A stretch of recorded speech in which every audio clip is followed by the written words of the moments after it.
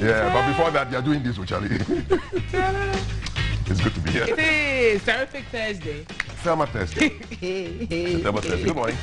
How are you doing? So I understand now there are 400,000 more females than men. I'm getting excited. Now we can marry more than one. I'm excited. Listen, the extra 400,000 females, it's females, not fully grown women. Females. Some of them are underage. Some of them are older than you. Old, toothless. I want to analyze that data a bit more. Yes. So, how many are already taken? Exactly. How many are happily single and not ready to mingle? Thank you very much. So before you get overly excited, yes, someone might not be interested. Exactly. Ghana's population is now 30.8 million people. That's the news trending. A lot of people are getting excited about it. The president spoke at the UN General Assembly yesterday, threw a few jabs at the people who are trying to tell us that actually we can't come to their country because we had a certain kind of COVAX in our system. What else is new? Greater Accra, back to the population matter, for the region that is smallest in size, is the most populous in Ghana. So, what does that mean for development activity? Will the traffic ever go away? Indeed. It does not look like it will. And one frightening statistic I saw is that 20% of all listed structures are kiosks or metal containers or wooden structures. 20%, 1 in 5. You walk down the street, 1 in 5 of the people you see is living in a container, kiosk or wooden structure. At least over 70% of buildings are actual permanent structures. And also the statistics tell us that the springing up of container estates is becoming popular. Wow. There's one on the motorway, I'm sure. Exactly. Val, have you seen the container estate on the Tema motorway? There's on both sides of Okay. Good morning, my neighbors. Good morning. It's actually double. It's on both sides of the motorway. They keep clearing them and they keep coming back. Let's shelve all this for the social media trends for now. What so much to expect this morning on the program? Yes, if you are a historian and you know the significance of today the 23rd of September would have been the 90th birthday of Ignatius Kutu Achampo, head of state of Ghana in the 70s when his birthday. If he had not died in the firing squad. Yes, indeed. Was executed back then in 79. Yeah, and so there's a book on it, on his life, a biography written by Professor Bafo Kimanjia, and he'll be talking about the life and times of General I.K. Achampo. What one fact do you know about General Achampo? Let us know on WhatsApp 055-556-1034. What else? And we are grateful to our sponsors: Awake Mineral Water, Adonko Next Level Energy Drink, and Shield Acrylic Paint. We are also thankful to Dr. Kofi Osei for his motivational messages, and we'll be going to him in a little while. He'll be talking to us about knowing what your real assets are. So I'm sure the women knows a bit of assets, but what are your real assets? And we'll be looking into that matter. Death traps on the motorway is attracting our attention today on Keep an Eye. We're also in my hometown, Jamestown. If you know anything about me, Valerie, I'm Jamestown through and through. So, and we'll be keeping an eye on all those issues. We'll be monitoring traffic as well. And on the lighter side, what should we expect, Val? We're going to be talking trends and everything that's trending, from celebrity crushes, yes, to new meetups, to new music, everything African. And then we are going to be looking at the art of spoken word. There's a difference, you know, between being a poet and a spoken word artist. And there's something called slam poetry. Okay. Yes. Well, and so for the art lovers, that's what to expect from my corner. Okay. But then do not forget to follow the hashtag GTV Breakfast on all our social media handles and join the conversation. Send in your comments and your contributions as well.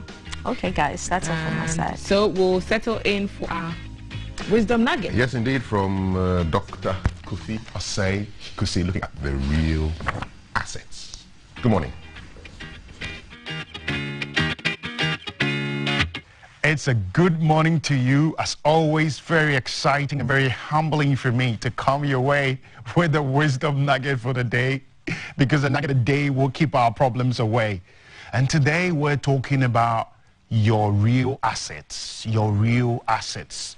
When we talk about assets, the first thing that comes to mind are things like landed property, you know, land and houses, things like cars, things like liquid assets like money at the bank, investments and all of that. And those are very important. Those are very, very important. That we all have some form of, physical assets. But for me, the real assets that we own and that we have are not necessarily those material things. Why? Because you and I know that you can lose all those physical things if you're old enough. If you're old enough, you probably know people that had all the physical assets. They lost houses for one reason or the other. Even investments at the bank. We all know banks that have gone down, unfortunately. And so you can lose any or all of these physical assets. For me, the real assets of our lives are not the things that we can lose, but the things that we can never lose. And so those are the critical things that we need to focus on. So when I talk about your real assets, it goes beyond the things that you can lose, because if you can lose something, then how can that be a real asset? The real assets are usually the intangible assets of your life. Here are some of the real assets that I think we need to focus more on, because the things that we can never lose are the things perhaps we need to invest a lot more in. They are things that no one can take away from you. Your real assets include your character. Your character is a real asset. Nobody can steal your character from you. No institution can go down with your character. Your character belongs to you and belongs to you forever and ever. And it will stand for you. It's like a good name. It's like a testimonial that nobody can take away from you. And so much as we pursue the physical assets, the landed properties, the investments, the cars, and what have you, we should perhaps pay a lot more importance to the kind of assets that no one can take away from you. Because there are situations and states in life that you may lose everything, but your real asset is what will save you. Another real asset that we have are our experiences, the lessons we learn from the mistakes we make in life. You may have never thought about it, but they are your real assets. Everybody makes mistakes, and you can't live in this world without making mistakes. To err is human, isn't it? But it's not about the mistakes you make, but it is the lessons you learn out of the mistakes that you make. Your real assets are the lessons that you have acquired out of the mistakes that you have made in life. It's so crucial that we learn out of the experiences of our lives. The first fool is not a fool, but it's the second fool that is a fool. And that is why over the years, as we grow and as we pass through life, that we acquire lessons, and we keep those lessons, and we treasure those lessons, because those are our real assets. And those lessons that we acquire from the mistakes are also called our wisdom. That is why a lot of the time wisdom also kind of comes with age, because you have been through many experiences, picked up those lessons, and you are applying them to your life. And those are things that nobody can take away from you. A final one on your real assets are your capacity to start again. You can lose everything, but if you lack that real asset of being a self-starter, that real asset of self-confidence, your self-confidence is a real asset that no one can take from you. Everything may be taken away from you, but if you hold on to your self-confidence, you're going to be able to start again. As you go through the day, don't forget about your real assets. Don't let all the physical and the material assets around you confuse you. Think about your real assets. Hang on to your real assets, because everything else may leave you, but your real assets are going to be with you forever and ever. I wish you a fabulous day as you think about growing and holding on to your real assets. And I'll see you again on the Wisdom Nugget for your day.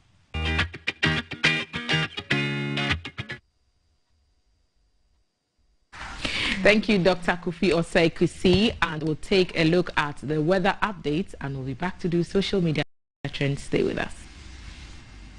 The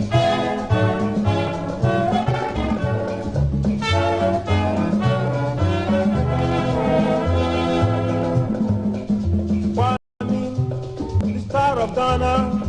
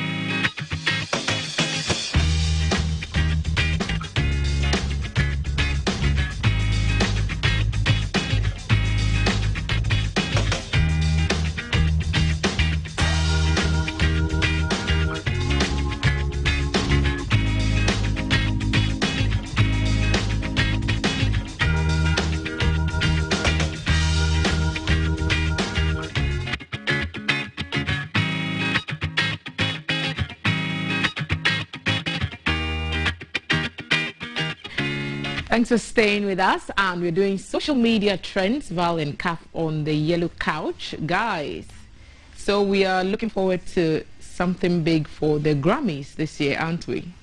Yes. Yes, we are. So the There's a whole list of 2022 people, right? Yes. Grammy nominees, the list have been published. It has. Which ones stand out for you? No. I want people to go. I'm directing traffic from here to Elombini's website. He has a comprehensive and a tall list of everything, so that for those of us who do not really understand exactly what the Grammys is about and the nominee list and all of that. So 1st September 2020 to September 30, 2021, that's the product eligibility period. Now that's a mouthful and quite technical, but if you go on Elom's website, I think it just means whatever it is that you're submitting should have been published within that period of time. So 1st September of last year to 30th September of this year. A lot of Ghanaians do not understand the whole thing. Even our own award schemes, most of our artists end up, that's why there are lots of fights and beefs here and there, because people do not understand why this song should be in a category, why this person should be in this list and all of that. So if you go there, it's quite comprehensive, and so like you can get all of the dates and what exactly. And then there's something says first round voting. That's from October 22 to November 5, 2021. That's attracting a lot of traffic. I do not know why it's attracting traffic yet. I intend to find out why that category is. But the Grammys are always a big deal, and the stars always come out to shine. So those of us who don't understand anything will just wait for the big night, and then they will announce the big winners. And finish. And it's a finish. That's all. I want us to just throw Manchester United before she begins, so that we get that out of the way, because we have a lot of idea. Yes. I am quiet. That's a good idea. We lost 1-0. I am the whole house shut down early. By 9:30 we were all asleep, man. So I'm gonna go with Latif, who's on Twitter as iLatif, and I'm sure every Manchester United fan will go with him, and he's saying that this is just a friendly reminder that Manchester United is winning the EPL or the Champions League this season. I like that. The Carabao Cup is not a trophy in our books, so I think we just go with that. I like that. So just to get that out of the way, now let's come to Ghana. Like, what's happening, T? Yes. I haven't said a word, so I'm just waiting for my interesting interview with the dentist. Dr. Novishi is in the house. We're talking about dental traumas. Okay, all right. I'm excited. You know how you have a lovely smile. It's all thanks to the dentist. I'm excited to have that sit down. So Manchester, I didn't hear. Like you said, who? So let's continue with the trends. So let's continue. Yes, so go? Ghana's population is now 30.8 million according to Ghana Statistical Service. But there's something interesting that is going around about the female side of the population. So we have how many more females? 400,000. 400,000. And people are getting excited that now they can marry more than one. Because there's a difference between the general term female and the term women. And the report said females. It didn't say women. Girls are not women. They are not eligible to marry. So how many of that 400,000 are girls? And how many of them are, let's say, over 60, over 80, over 90, or just not interested in men? Yeah. So we need to take all those out, so that those who are excited that, there are more prospects out there, then they will know the actual facts on the ground. It also explains why there's a lot of traffic in Accra. A lot of traffic in Accra. Yes, it explains why. The women are causing it? No. The females? No. Or the numbers? No, the numbers. Okay, so we're a lot. Because there are indications that that Accra, Greater Accra region has now overtaken Ashanti region, and we are now the most populous region, and the statistics are quite let me just see if I can read out a few of the numbers. It says here, according to the statistical service, that there are 5,446,237 people in Greater Accra. The nearest is we have obviously Ashanti, 5,432,485. It's right behind you. So all those just there. And look at Ahafo region. 564,000. A little over 500,000. Yes, indeed. All these new regions don't have too many people in them, OT, no, but OT, I was surprised at the OT figure because that's more people in OT than Ahafo region. And I don't know, for some reason, I always thought it would be less populous, and it turns out it wasn't. So I was pleasantly surprised. There's more people in OT region than in the Ahafo region, or even in Savannah region. Well, you remember, Bro Ahafo was now split Bono East and Ahafo, so it's quite. Yes, but then OT was also originally part of Volta region. Volta has about 1.6 million plus people, and so even if you added that figure to the OT number of 747,000 plus, you still get 2.3, which could be more than Ahafo, Bono, and Bono East, maybe. But then Bono 1.2 million, and then that. So yes, around the same numbers we're looking at. So it doesn't look good. It begs the question: is it time to move focus out of Accra, off Accra, away from Accra, so that other parts of the country that are less populous can also, see more people going there for it? And a lot of events are held in Accra as well. If we spread them across the country, it might now bring in diversity. Yeah, well, but it also depends on the arts. I've always been an advocate for the arts, like events in the in other areas. Yes, that should be moved to other parts of Ghana. Yeah, that's why Sam commended the moving and the rotation of the Independence Day parades, because it means that other regions also get to experience or have a feel of what Accra has been hosting for many years. Yeah, but you need infrastructure. I mean, if you want to move something to Bono and there's no stadium, there's no hall, you can't do it there. So then if we start moving events there, then our concentration will be on getting those facilities working in these areas. So all these numbers, they add to planning and policy efforts. It helps people in authority to decide what needs to go where. So for example, now that we know that these are the figures per region, we have a fair idea what kind of social amenities we might need, how many more hospitals do we need for 5.5 million people in Accra and Ashanti region, and then it gives you a better idea of what the future could look like for those cities. And Accra is bursting at the seams already, and so is the Ashanti region. Is it time to move the capital, maybe, is the question I'm asking? To where? Somewhere else. Suggestion?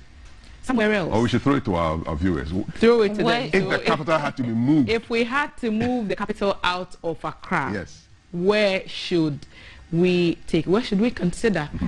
Nominate your town. Your town, exactly, yeah. Don't give them possible answers. Town. Our WhatsApp number 055-5561034, 055-61034. Send us your questions and comments, and also follow our social media handles. We're on Facebook, we're streaming now, we're streaming on YouTube, we are on Instagram and on Twitter. So send us your thoughts on that matter. I think we'll wrap with that before the Manchester people, unless you have some hashtag Ole out. No, I'm still advocating for Lisa.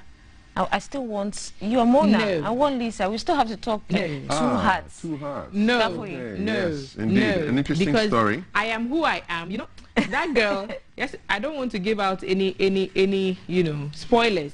But yesterday, I just fell in love with that character. She is so spirited. She's so carefree, opinionated, speaks her mind. You know, all you fancy people wearing your fancy clothes, thinking you have your life all put together, and something that happens, and then the carpet is put up from under you. I'm excited. Why are we excited? Lifestyle TV is premiering a telenovela called Two Hearts on the 4th of October, and we'll be talking a lot about it. So here's a little teaser. We showed you a bit of it yesterday. Have another look as we all gear up to watch Two Hearts on Lifestyle TV.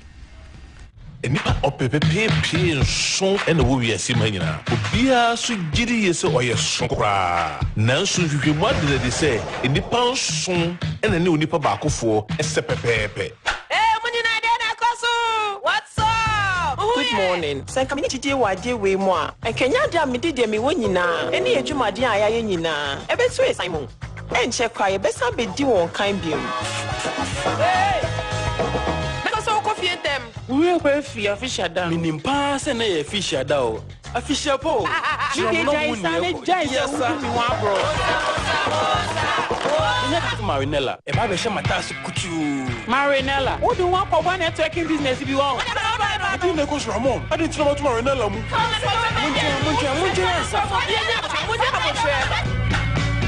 Muncha me sama che. Lisa, Mo kan hye no. Nhye na nyina ji tu mu no. Acha ne busumi nsia. Aware ni baba so. What? Papa the Bessie miscan na go so no. Look at him say sure baka. Papa me sure you bet you why. 20 a. Me cool papa. Me sure boss say bet you. We dey say mu na kwa. Me no ya adwen. Sisi ame papa foforo. Na minim kra say ni bi. I didn't know say me pina dey way so. At the LGC Eco Bankrupt niti ana. Let me ask we ano papa. Essence ni na make Adia di power brabo mu. Eni se ubenya odofo a oye wo mfempade.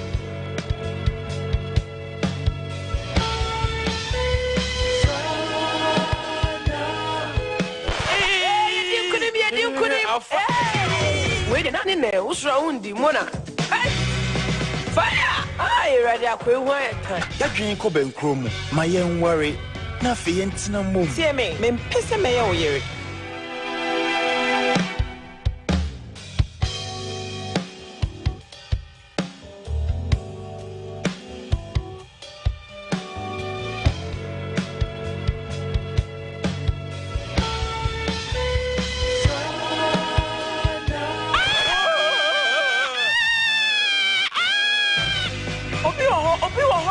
Lifestyle TV and the romantic comedy so Abrel.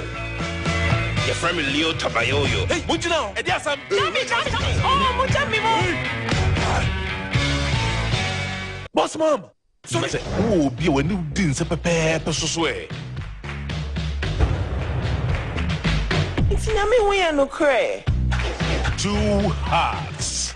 Just a Lifestyle TV so kwa.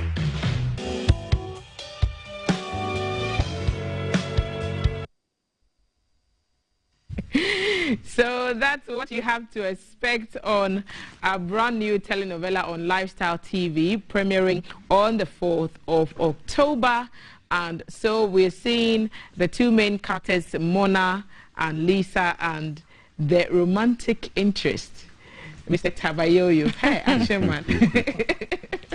The name the free. The name the free. Nice name. Yeah. The, so it's premiering on the 4th of it's October. Premiering on the 4th. Lifestyle channel. And so, rich girl, rich family, rich business, and poor girl, poor neighborhood, you know, making life, making jokes, living her life, best life, and then paths cross and look alike. Ah, you look like me, I look like you. What could come out of that? Could you help me out of my horrible situation, and could I help you out of your horrible situation? Okay. So, imagine if everybody's happy. If you had a twin. Yeah.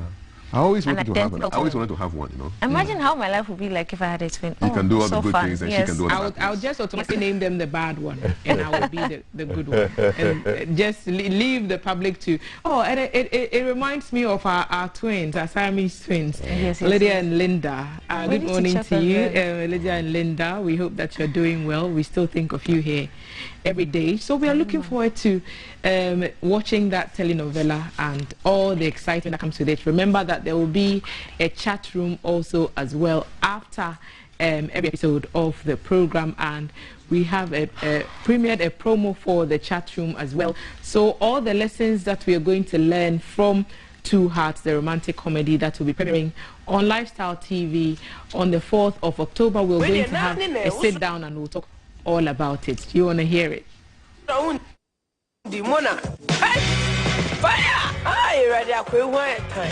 Ya dwen ko benkro mu. Ma yen worry. Na fe yentina mom. See me mpese me ye oyere. Aha. Waji obi ade. 2 Hearts telenovela. Can't forget the keke.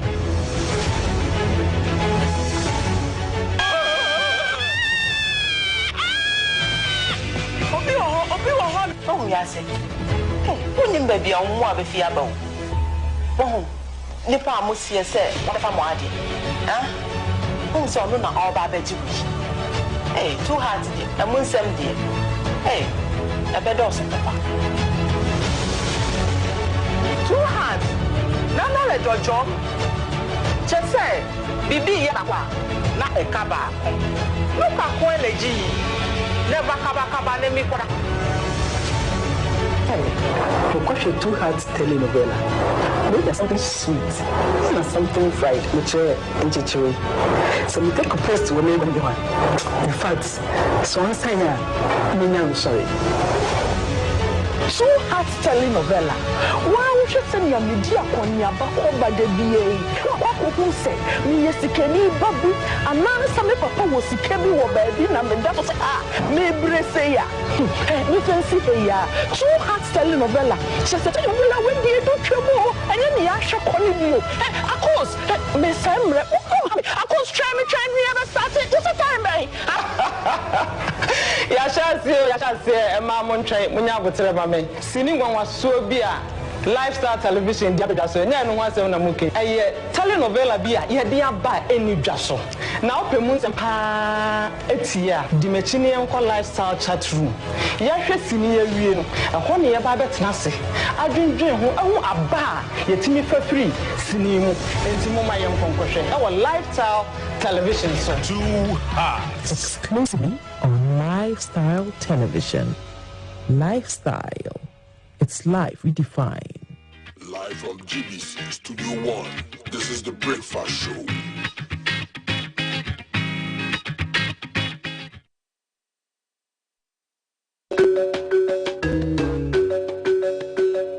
Live from GBC Studio 1, this is the Breakfast Show.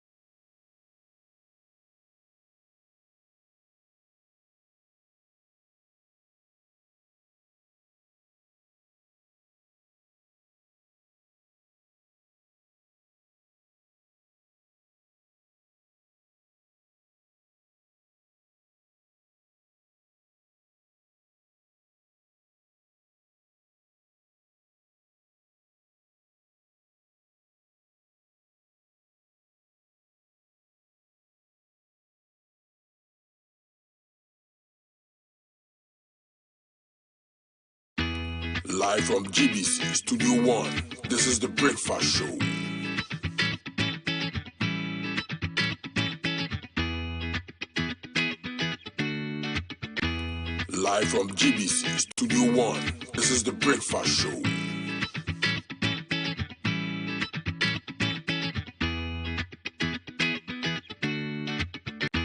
Live from GBC Studio 1, this is the Breakfast Show.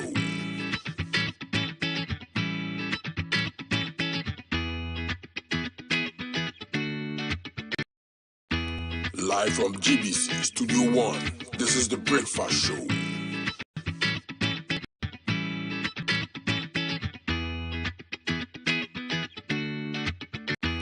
Live from GBC Studio 1, this is the Breakfast Show.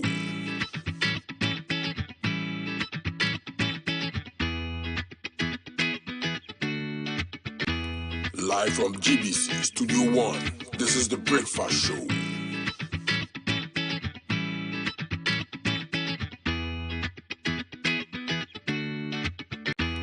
Live from GBC Studio 1. The Breakfast Show. Star of Ghana.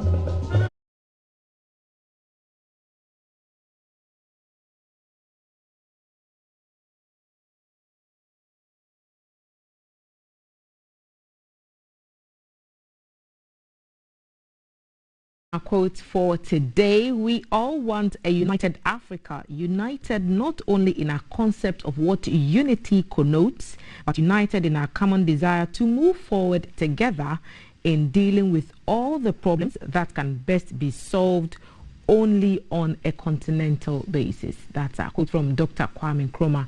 We're celebrating the Osagyefo for this month of September, and we brought you some iconic quotes from him and also his birthday memorial that we had on this program. We hope you loved that as well.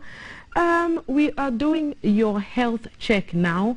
This morning we are more concerned about you and I keeping our beautiful smiles, and a key component of smiles is having nice, lovely teeth.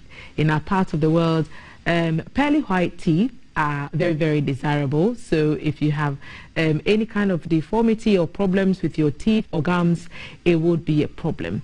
One of the problems could be dental trauma, and today in the studio we are joined by the platinum doctor. She's the platinum smile expert for the breakfast show, Dr. Novicia Akutu. She is of the Platinum Dental Care Services, and she's in the studio to help us understand what dental trauma is. Dr. Akutu is a renowned orthodontic consultant, orthodontic consultant from Platinum Orthodontic and Advanced Dental Services, and one of the best internationally recognized dental practices. They are located at Airport Hills at Airport East in Dr. Akutu, good morning. Hi, good morning. Welcome. Thank you so much for having us back. And I'm quite excited about this topic because it's a topic that I think is very, very relevant, and that we need to educate because it will happen.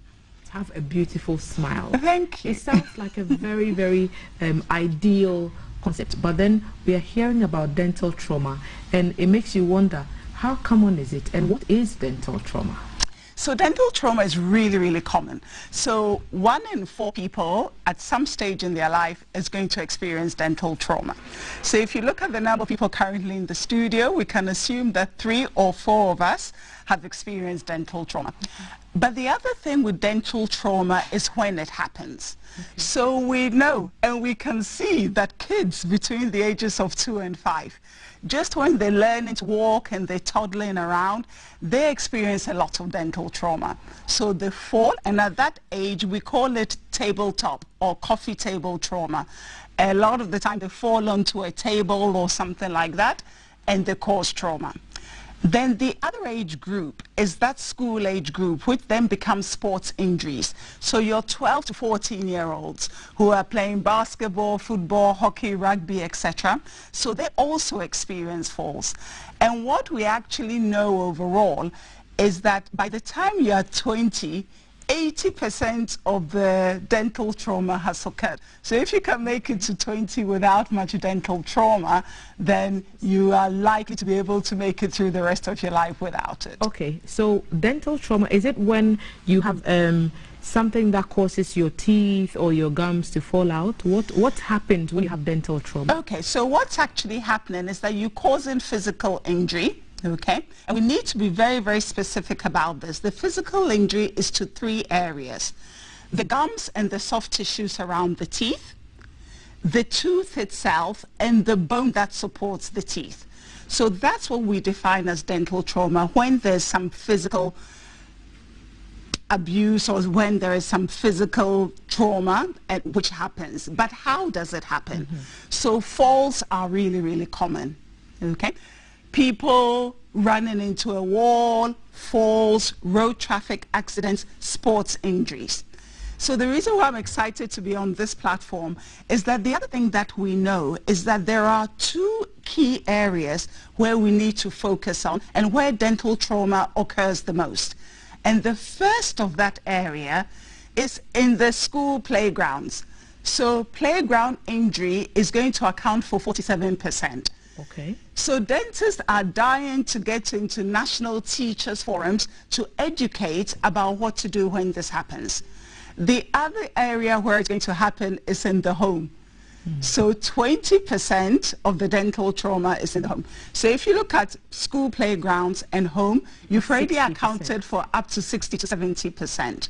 Then obviously you have road traffic accidents, etc. And then you also have the sports injuries. So we classify it playground, home, sports injuries, road traffic accidents, and other. And once you have a trauma, what's the first thing that you should do? Okay. So when trauma happens, the first thing that we always say is secure the area.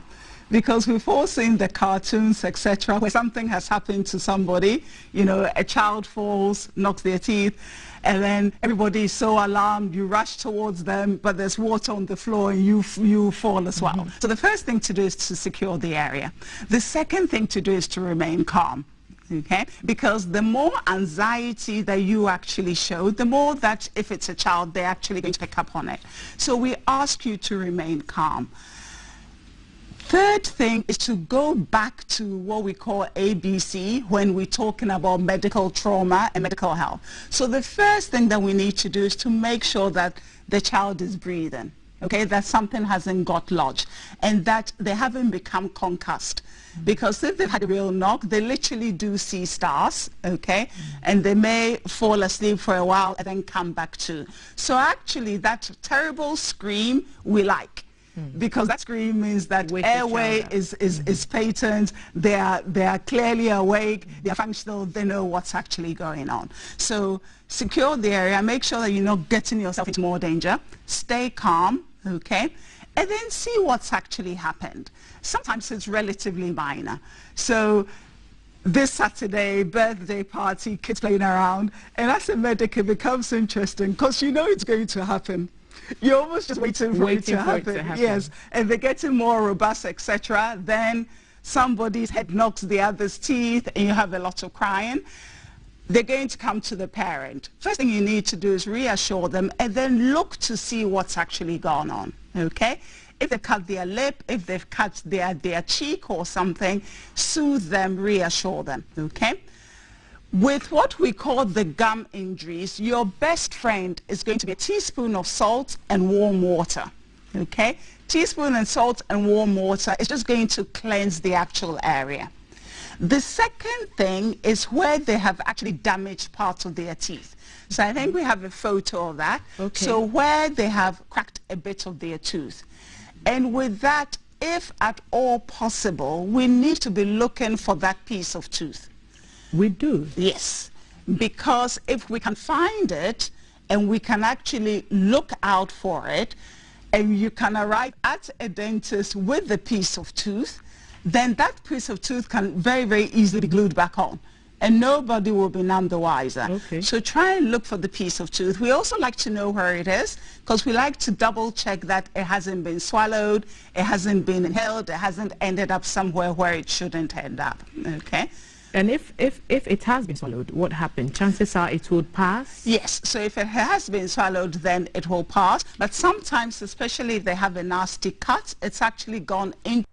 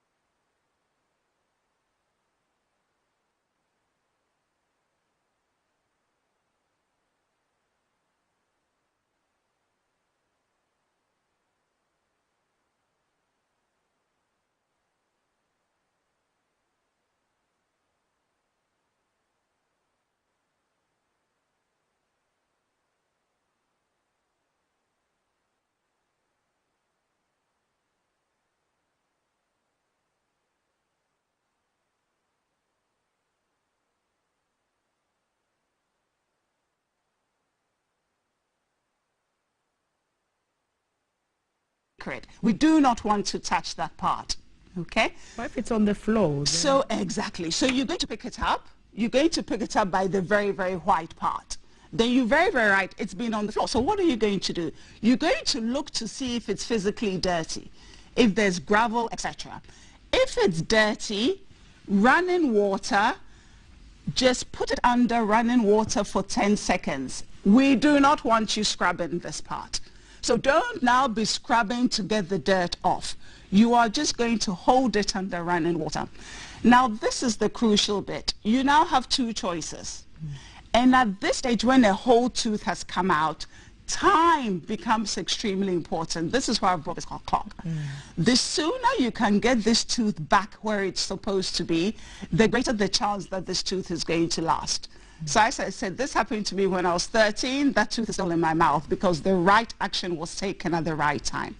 So you have two options. If you are too scared and you cannot put this back in the person's mouth, then you need to keep it in the same environment it came from. Wait, you're saying that it's possible to put the tooth back into the hole. So if it's come out like this, what we said is pick it up, don't touch this part, put it under running water. Then we're going to demonstrate this so we can come very, very close with the camera. Okay. So now you have the gap there. And you're going to hold the tooth by the white bit, and you are going to insert it back to where it's meant to be. That looks painful, though. And then they are just going to bite on a handkerchief, okay, and go straight to a dentist. At this stage, please do not be fussy.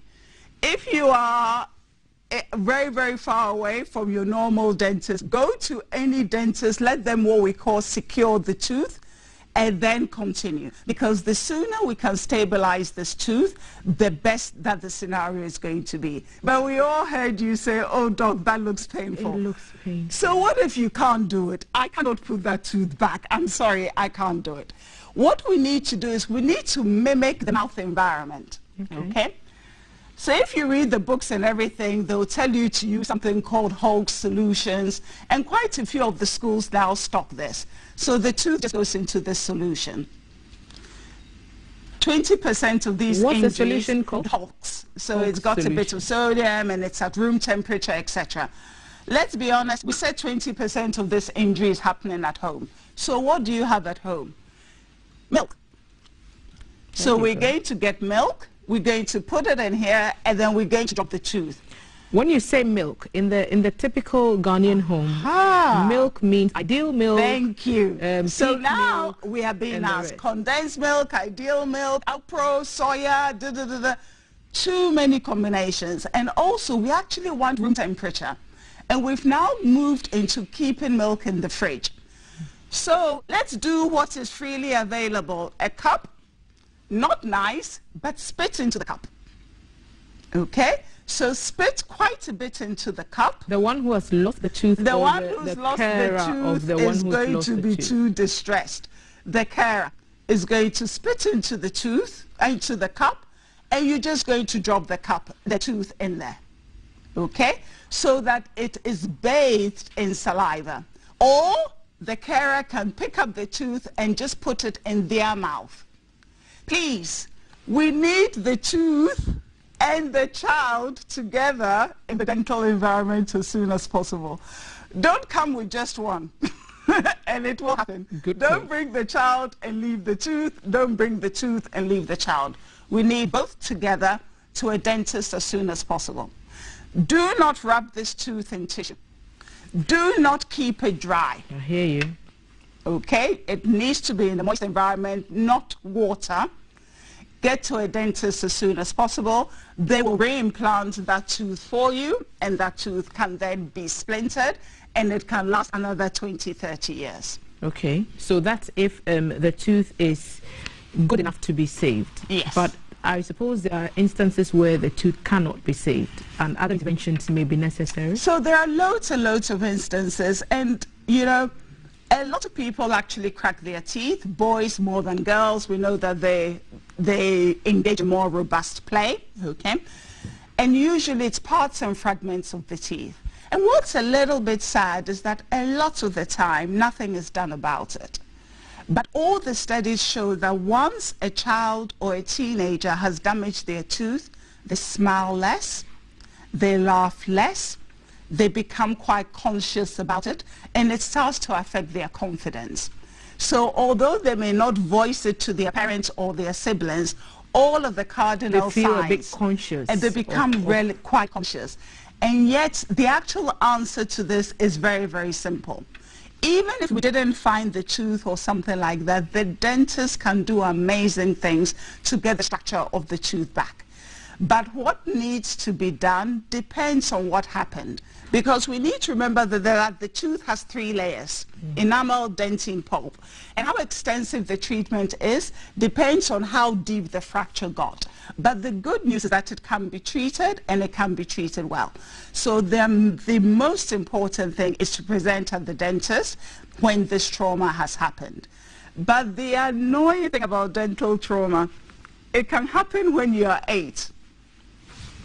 20 years later, it's now started to cause issues. And one of the things that we see all of the time is this. So if we zoom in again, you go to the dentist, and then the dentist says to you, this tooth is discolored. Okay? So this is the tooth, I'm not sure you can see, that just looks a different color. So the tooth is there. Sometimes you drink and you notice that that tooth is a little bit sharp, and the tooth starts to change color. It becomes more yellow, then it becomes more brown, and then sometimes it becomes even a violet color. And that's because the nerve inside that tooth has actually died off. Okay?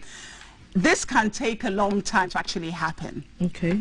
But again, something can be done about it. What causes stuff like that to happen, for your tooth to start discoloring? Okay, because remember that the tooth has a nerve in it. And you can see that the tooth comes into a point, a little bit like a stiletto heel.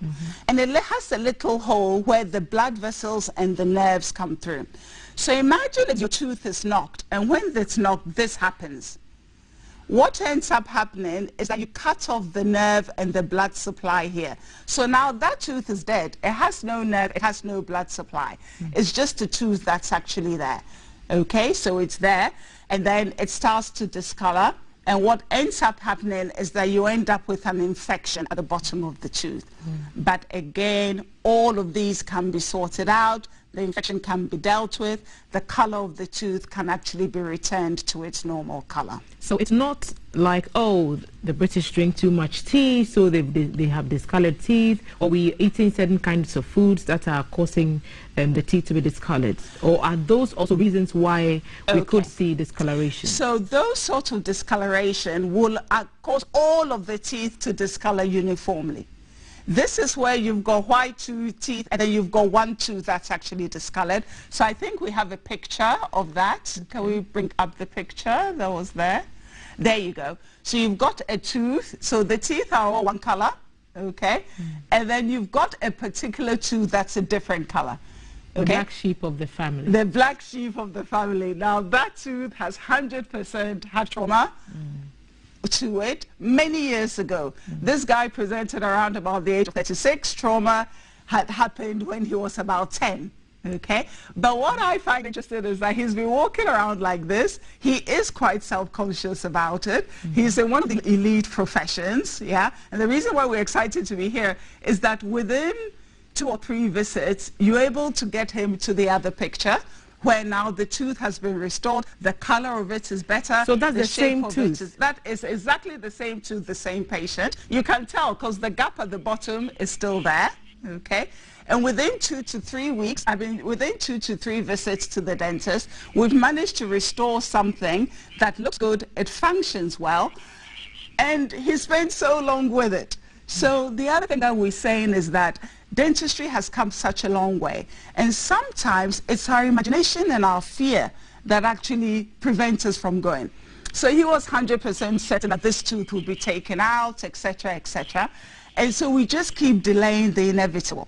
And it's just best to get the information so that we then know what to do with it. So any kind of discomfort should be reported to the dentist? Especially when associated with previous trauma. Okay. Okay, so you've traumatized your tooth, then you're okay, then now you bite and something No is need sore. to do home remedies in this case. Home remedies are not going to help. Your home remedy is the salt and warm water.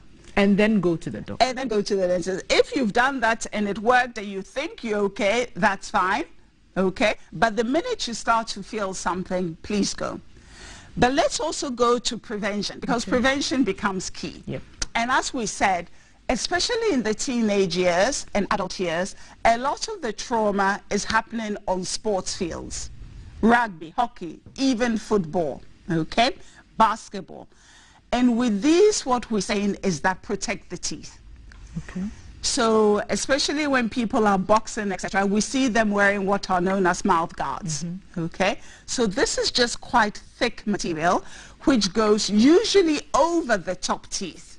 And they have to be tailor-made for you, or you can just grab one over the shelf? There are different types. Okay, so there are ones that you can grab over the shelf, which are cheap and cheerful, okay? I think the last time I looked, there were approximately 17 Ghana cedis sold in loads of the sports shops, okay? With those ones, what happens is that you put them in warm water and then you self-mold them around the teeth. They're good, but obviously they're not as great as the ones that are purposely made for you, where we take a scan or a mold of your teeth and then we make them, okay? And they can be fun, because now you can even have the Ghana flag, you can have loads and loads of different colors with it, but the important thing is that wearing a mouth guard for contact sports is going to prevent these injuries. So when you get hit, etc., it's the guard that's going to absorb the force rather than your teeth. Different colors. I'm excited. I'm sure we'll have you back here again, Dr. Akutu, to talk more about the teeth and how we can maintain our pearly white so we get beautiful smiles. Thank you so much. Thank you so much, Dr. Novisha Akutu, renowned orthodontic consultant from Platinum Orthodontic and Advanced Dental Services, one of the best internationally recognized facilities in the world. And they are located at Airport Hills at Airport East in Accra. Doc, thank you for coming. I will be going around town to monitor traffic situations, and my colleague Jay is in Jolu and he'll tell us what's happening there. Good morning, Jay. How are you doing?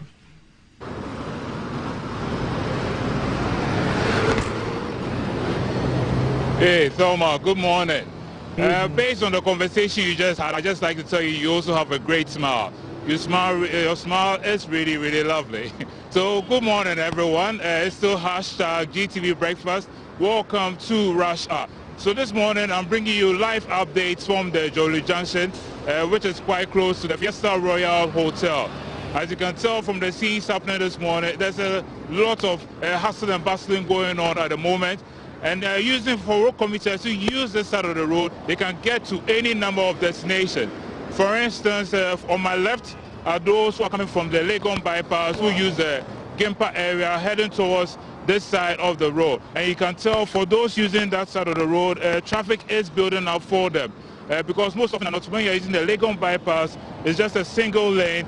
So before they get to the main road for some brief moments of respite, there will be a little bit of traffic jam for them. So you can tell they are waiting patiently for the traffic light to come on for them to move towards their various destinations. And then right in front of me are those who are coming from the Tama area, who are coming from, it could also be Spintex as well.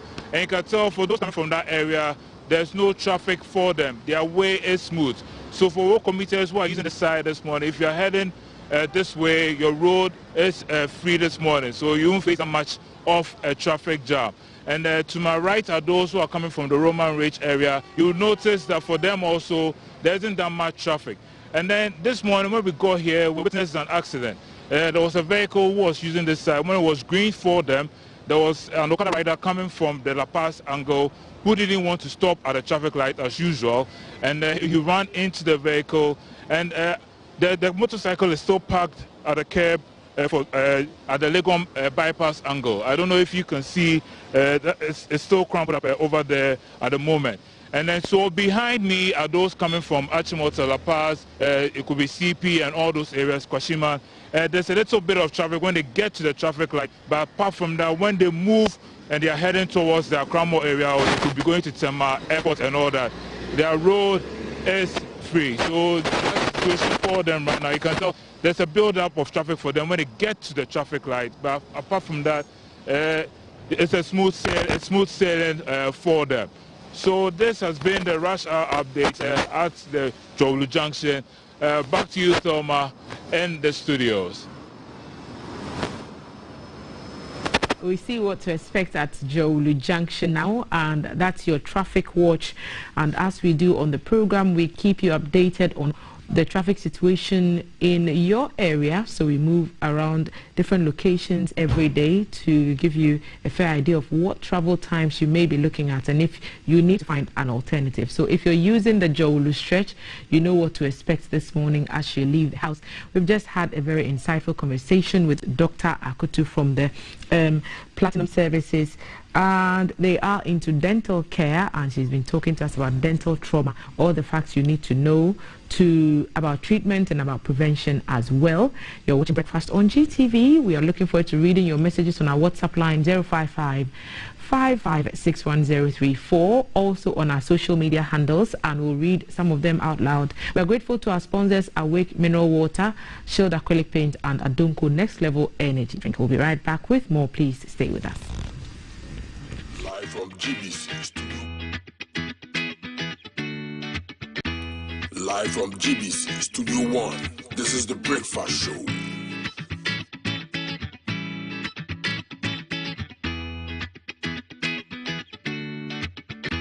Live from GBC Studio 1. This is the Breakfast Show.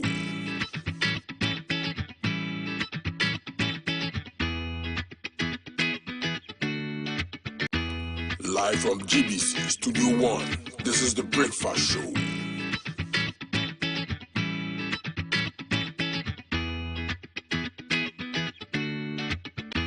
Live from GBC Studio 1. This is the Breakfast Show.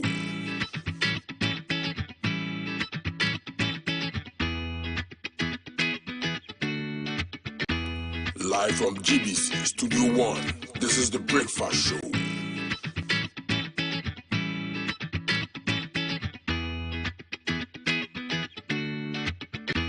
Live from GBC Studio 1. This is the Breakfast Show.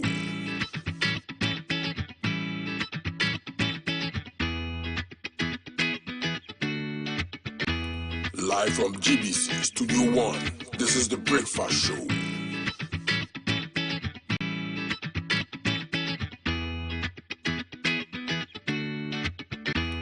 Live from GBC Studio 1. This is the Breakfast Show. Live from GBC Studio 1. This is the Breakfast Show.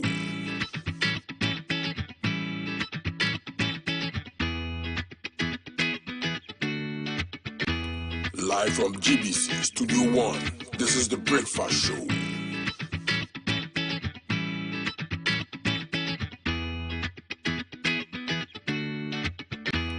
Live from GBC Studio 1. This is the Breakfast Show.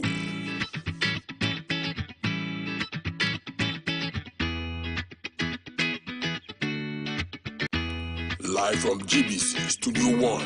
This is the Breakfast Show.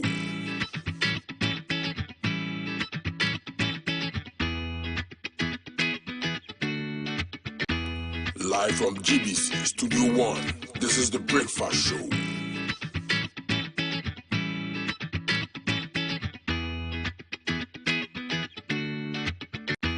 Live from GBC Studio 1. This is the Breakfast Show.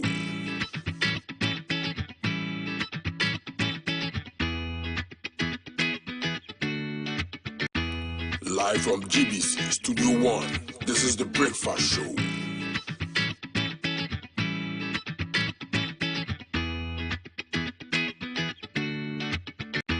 Live from GBC Studio 1. This is the Breakfast Show.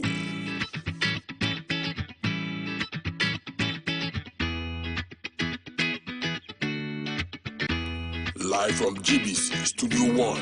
This is the Breakfast Show.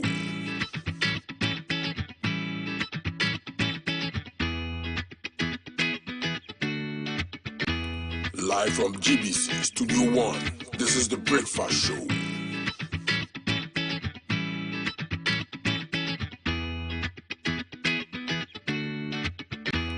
Live from GBC Studio 1. This is the Breakfast Show.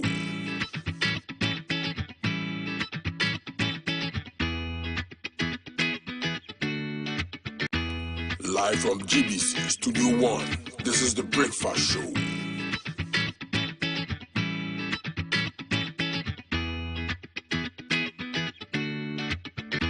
Live from GBC Studio 1, this is the Breakfast Show.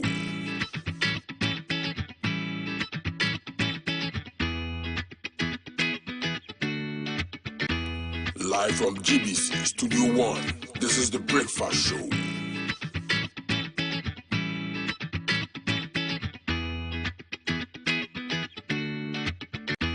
Live from GBC Studio 1, this is the Breakfast Show.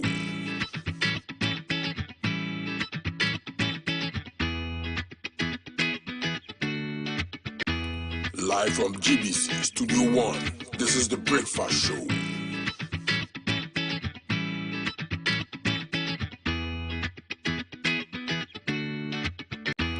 Live from GBC Studio 1, this is the Breakfast Show.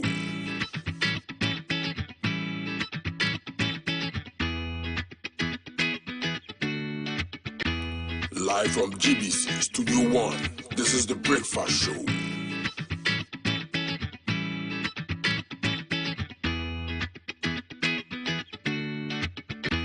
Live from GBC Studio 1, this is the Breakfast Show.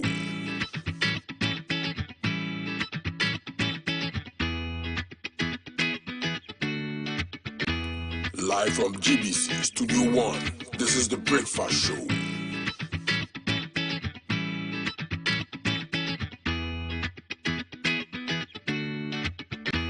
Live from GBC Studio 1, this is the Breakfast Show.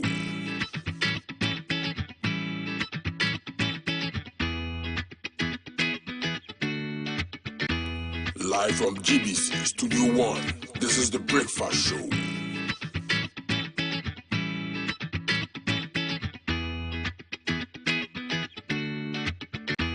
Live from GBC Studio 1, this is the Breakfast Show.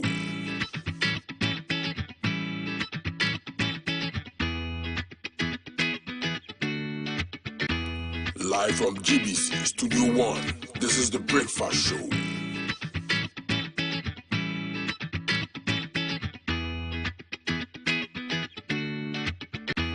Live from GBC Studio 1, this is the Breakfast Show.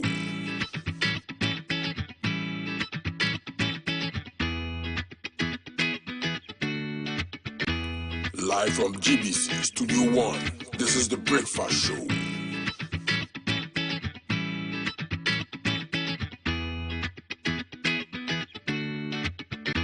Live from GBC Studio 1, this is the Breakfast Show.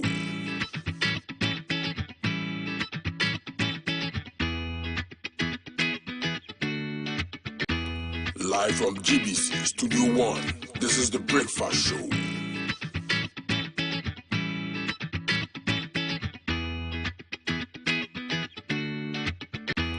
Live from GBC Studio 1, this is the Breakfast Show.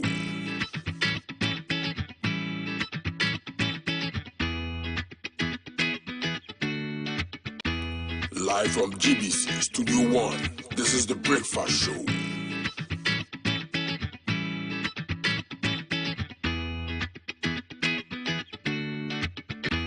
Live from GBC Studio 1, this is the Breakfast Show.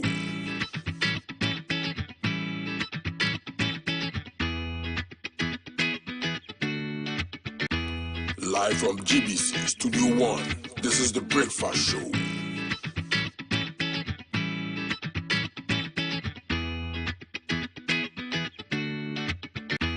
Live from GBC Studio 1, this is the Breakfast Show. At GTV Breakfast, good morning, welcome to the show today, the 23rd of September 2021, on the day that our former head of state, General Kutu Achampong, would have been 90 years old, and a biography on his life is being launched. I'll be speaking to the author, Professor Bafo Ajimandua, in about an hour's time, so you stick around for that. What was one fact you know about General Ike Achampong? Send it to our WhatsApp 055-556-1034. Let's go to Kaswa right now, where our man Alan is on the ground, keeping an eye on issues there. Hello, Alan. Good morning. Welcome to the show.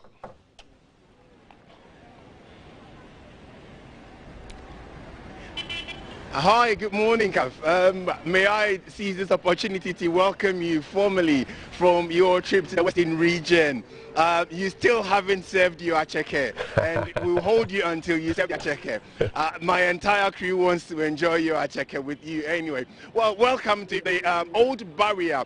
This used to be the actual barrier between the Greater Accra region and the Central region until Accra expanded further to the Central region and so beyond the toll booth. Well, traffic situation this morning, from the shots you can see behind me, the traffic light is only just turned green and the policeman is still waving them on, and that's why you have, as it were, a very open, free-flowing traffic. But it had built up all the way from the West Hills Mall and approaching the Accra end of the Accra-Kaswa Highway.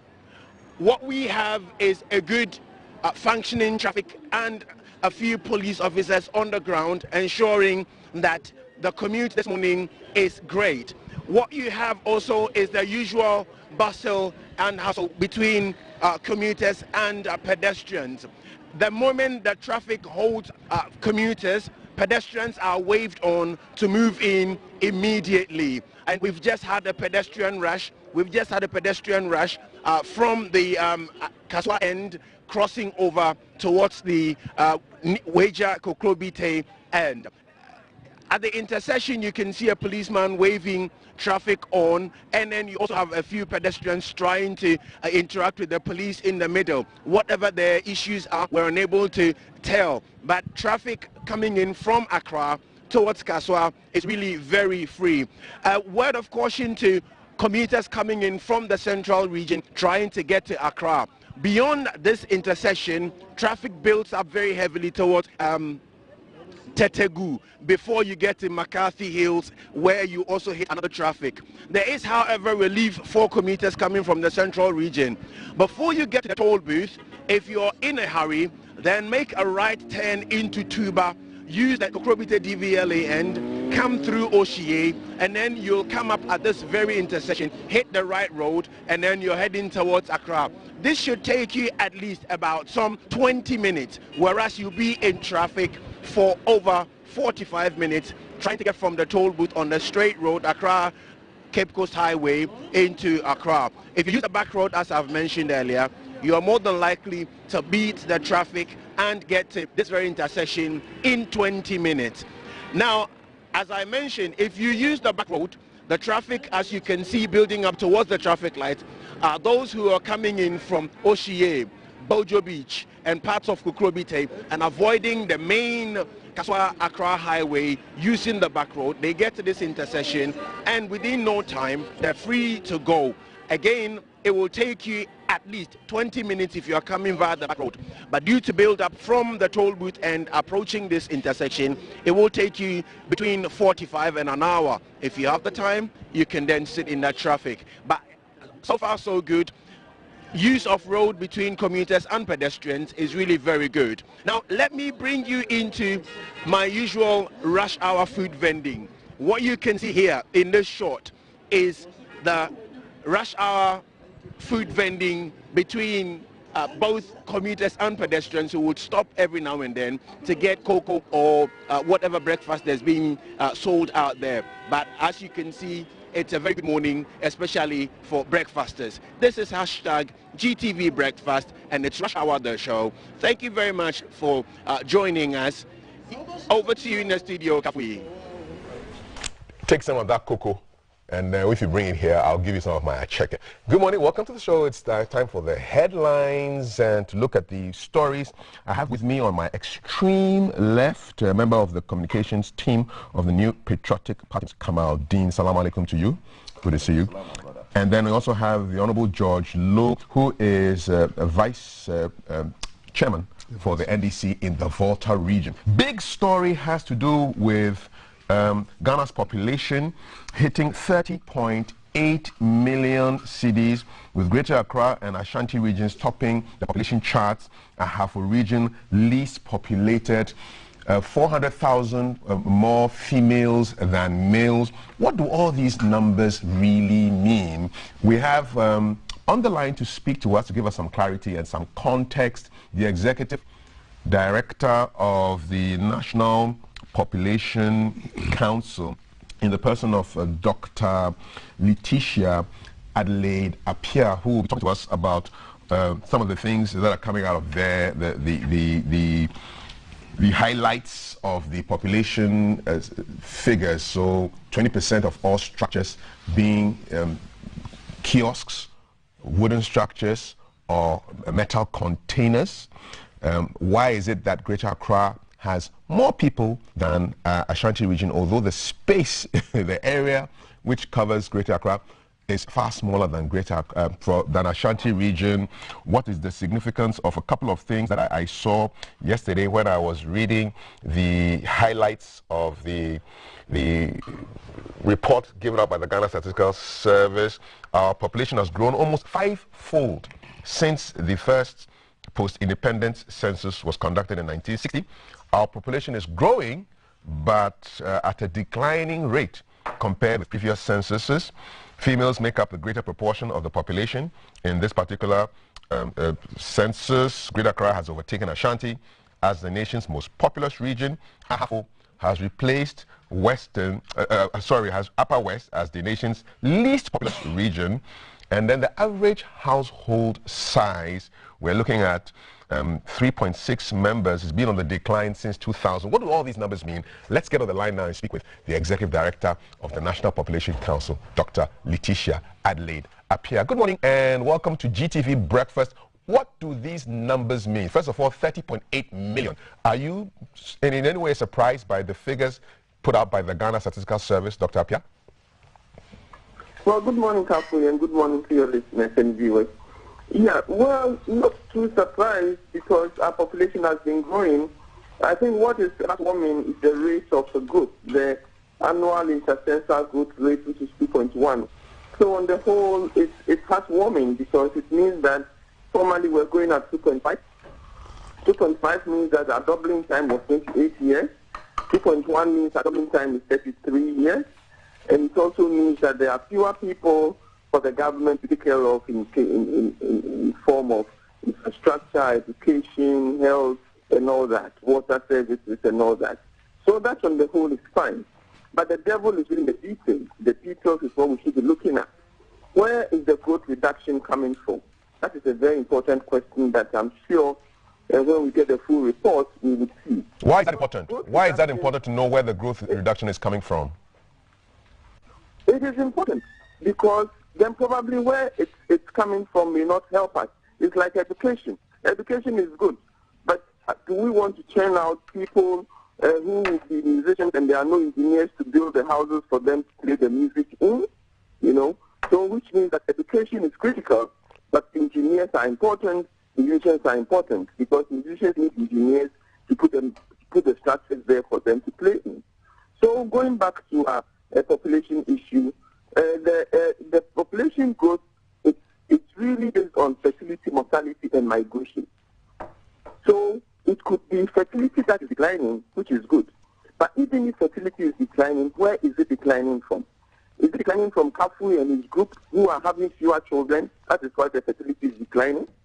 Or it is declining from our rural folk who already are telling us that they have one child more than they need, and so they are declining. Or it is declining because we have increased the age of marriage, or we are using contraceptives, or we are having more abortions. That is why where the decline is coming from is important. Because we are using family planning, and in the cohorts that, are not like teenage pregnancy, child marriages are coming down, and it is bringing down population growth rate and that fertility, then we are happy. But if it is coming down because the educated do not want to have many children and they are having fewer children, then it is a challenge. So that's why the devil is in the detail. Okay, so between 1960 and now, that's 61 years, our population has multiplied almost 5-fold. Should the planet be concerned? Yes, I think everybody should be concerned, including the citizens, because our quality of life depends on how fast we grow and the population distribution. You know, five times is only in Sub-Saharan Africa and in African countries. if you look at the Western world, the population has not grown more than 2.5%. That is the fact. The developed world, the population has not grown more than 2.5%. Because the growth rate is important. It's like water is life. But when it comes in a storm, it drowns us. You know, fire is good. But if it is not controlled, it burns us. Likewise, population is good. But if uncontrolled, it hurts us. Because carefully, we have to know that the time you use in childcare, you cannot use that same child medication. The time you use in birthing 4 or 5, you cannot use that same time in skill acquisition.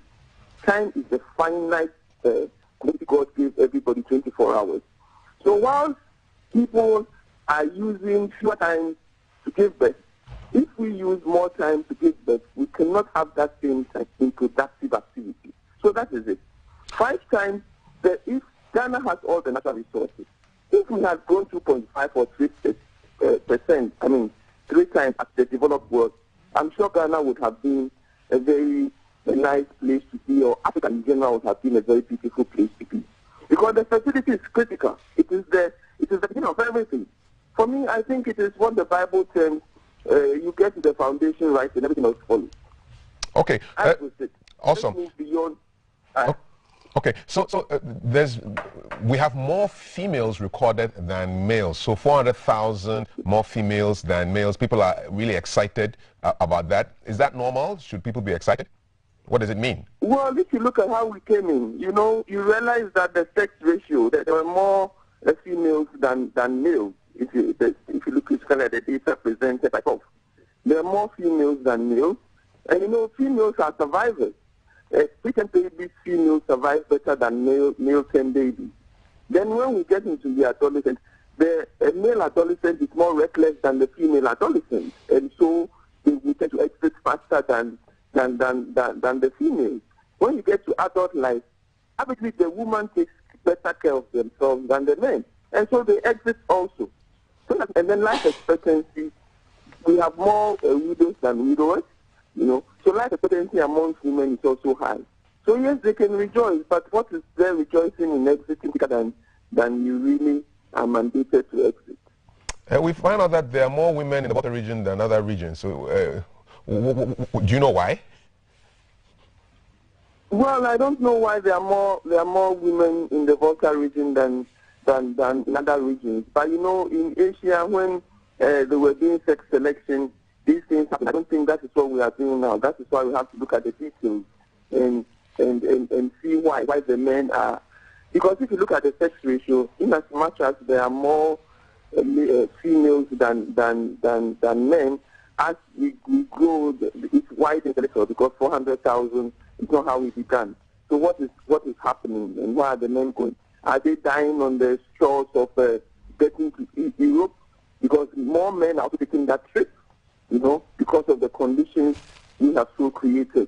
So more men are taking the trip to Europe and then dying probably on our seas. More men are getting into Galante and dying in our pits. More men are taking to drugs and dying. More men are into armed robberies and dying. More men are into so many other things. So we need to really look at the physicality of it. I mean, the devil is really in the details. So averages, yes, you can rejoice. But the details may not be where we want it to be. Like I said, education is good, so we are educating. So we are educating in humanities, and then bring Chinese to come and build our bridges when we have so many educated people. So education, where are we educating? Is it the STEM that is helping us to build a structure so that the humanities can use it? That is the details that I think we need to now begin to look at, especially in the midst of COVID. Right. Before I let you go, let's look a little bit about, take a look at housing. So 20% of listed structures are containers, metal containers, kiosks, or wooden buildings. How impactful, how insightful is this? What conclusions can you draw on these findings? That is why it is critical that we set standards for housing. There's standards for medical care. You cannot just decide that you want to be a doctor, but you want to go to school for 1 year.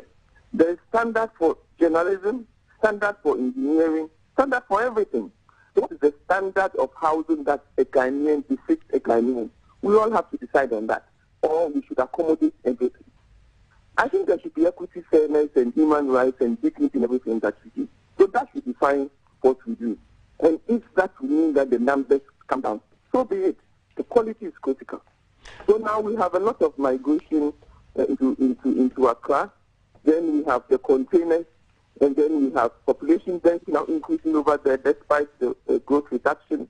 Population density means that in case we get another COVID-like pandemic, is going to spread over there. That's the quality of life we want. We have to box ourselves into dignity, and that is why standards are important. There's standard for everything. There's standard for driving. Your 10-year-old cannot just jump in your car because I'm a man, so I want to drive, or I'm a boy. No, there are standards. So we have to learn to enforce our standards, and we have to look at the common good. You know, we have to look at human dignity, and then your rights and your responsibility should not hurt me. It should not hurt the environment that sustains us. So we need to have that simultaneous equation and solve it together and see where we would apply our fertility, productivity, and sustainability for the well-being of each and every one of us. I will leave you here. Thank you so much, Dr. Letitia Adelaide Appiah is the Executive Director of the National Population Council. She was giving us some context and background and insights into the figures that have arrived from the Ghana Statistical Service. This is Headlines. What are your thoughts on the highlights? Our population figures now 30.8 million. Population has grown almost fivefold from 1960 till now. Our population is growing, but at a declining rate, and Dr. Appiah talked about the significance of that. Females make a greater proportion of the population. Greater Accra has overtaken Ashanti in terms of population. Ahafo has replaced Upper West as the country's least populous region. Average household size is 3.6, is declining. We're having fewer people in households. And out of the 10.7 million structures listed, 20% were metal containers, kiosks, or wooden structures. 1 out of every 5 structures was not fully completed, a land of uncompleted buildings. And finally, the information on structure usage indicated 6 out of every 10 structures were for residential use. Your thoughts? 055-556-1034. My guests are George Lowe, Vice Chair of the NDC in the Volta region, and Kamal Dean, MPP Communications Member. I'll start with Kamal, since you are our new person here. Your thoughts on what is in the news, Ghana's population hitting 30.8 million, and all the things that we spoke about just in a short while ago. Well, Kofi, good morning to you, and of course I must commend your team for this wonderful setup. Thank you. I've been watching you. You said I'm new here, but I'm not new to GTV. Indeed. George Lowe will attest to the fact. We've always been here when he comes to do his propaganda, and so you've been inspiring. I come to diffuse that propaganda. I see. Kofi, we've come a long way as a country. Yeah. Simply that's what this population and housing census means. Going fivefold is quite significant, and it tells us that yes, indeed, we need to sit up as a people. How do we educate ourselves? How do we ensure quality in our living standards? How do we focus for the future? What surprised you in those highlights that I just read? Which of the statistics really surprised you? Nothing, because the fact is that we being a people who have multiplied in fivefold is not a surprise. The fact that we give birth, we marry, the fact that we try as much as possible to move from A to maybe a step higher would bring about, if you like, this development in terms of multiplication of numbers. 2,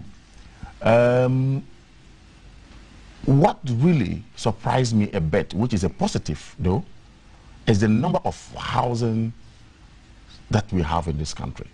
Over 10 million structures, and out of that, 82% are deemed to be completed. And I'm happy about it. I thought it was that bad. It's not that bad. If you have over 10-point-something million structures in this country, and out of that, 80.2% are supposed to be completed structures, i.e.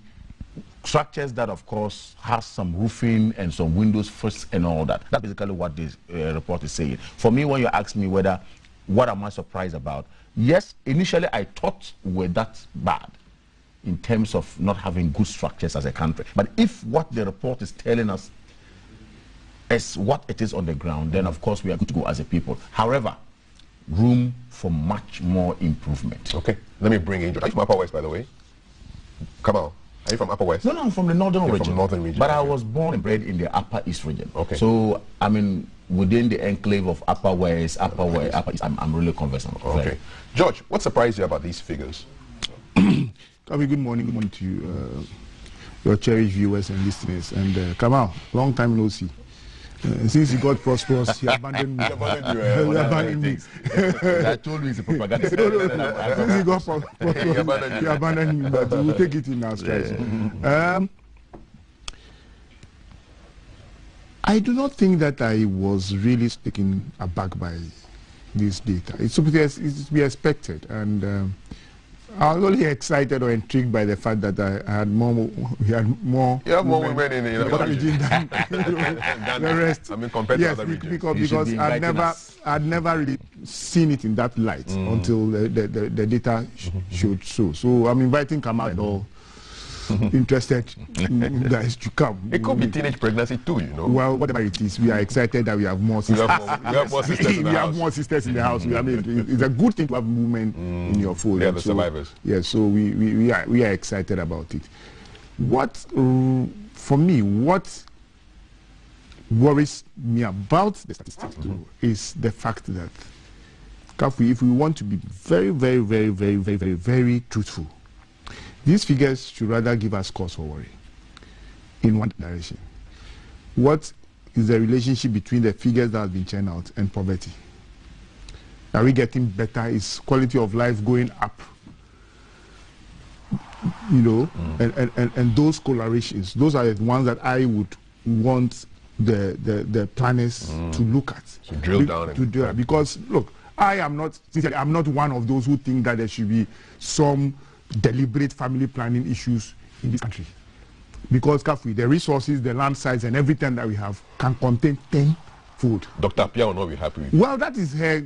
I mean, from their perspective, that is it. But I'm saying that it doesn't always support the fact that the fewer, the merrier, because in this case, look, she made some passing comments, but let me tell you, Kafi, we are here. We say we don't want to grow. Our state institutions and governments are not taking care of us the way we think we should be taken care of. We are growing poorer. We are not able to make use of our resources. And therefore, what is happening? You have Chinese, Nigerians, and all these people coming to fill the space that we think we are controlling. For me, it doesn't make sense. If there was some evidence that, we are growing at a slower pace, albeit the numbers going up, and so there is quality of life, but there is this and that, and things are improving, then I will be happy and say that there is something to say for the reduction in numbers. But if we are reducing, we are not growing at as fast as we should be growing, and yet we are not seeing significance in terms of developments in our lives, then there's a problem. Then our planners have to go back to the drawing table and ask themselves issues. Then our economists must be asking themselves questions. Then all those who are supposed to be involved in the overall national development should go back to the drawing table and ask questions. Because it is not on when 20% of your people are living in kiosk and metal containers and those things. With structures. Yes, I am not excited about that. It's not sexy at all to have a lot of uncompleted buildings littered around your place. It's not. We must begin to look at, because you see, there are answers to these things. When you go to university, I always use this example. When you go to the University of Ghana, Nuguchi, you know they have some flats for staff. Do you know what they're made of? No. Those are prefabs. And that had been there since Nuguchi came in. So I believe that if government institutions were serious, she spoke about standards. Even if you want to build a kiosk for accommodation, there should be a standard.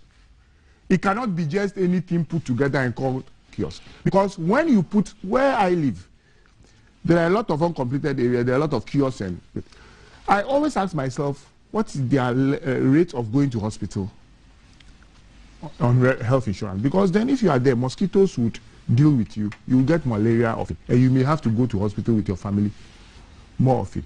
If you have health insurance card, it means that more burden on the national purse.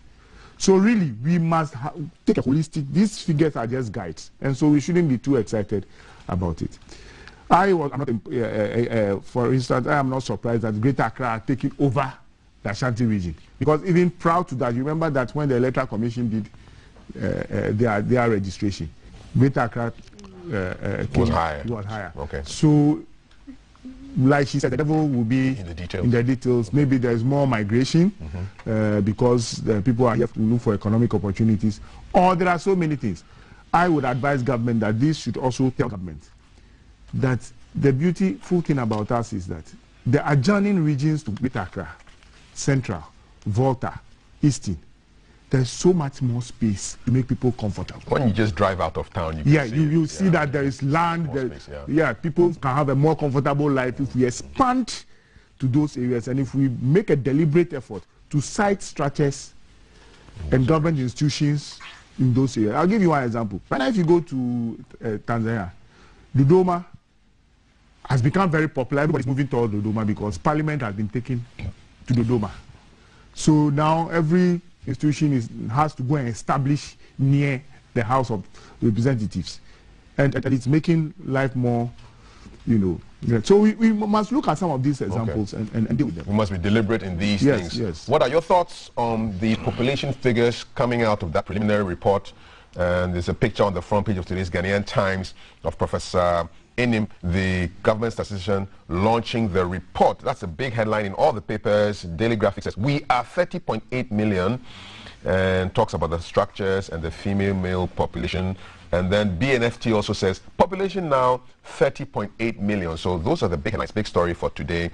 And yesterday, the president was jabbing, not in a gym, but at the United Nations General Assembly. And two of the papers carry stories on that. So on the front page of today's Ghanaian Times, at the 76th UN General Assembly, the President criticizes European countries for rejecting Indian version of AstraZeneca. And then there's also, related to that conversation, include Africa in the G20.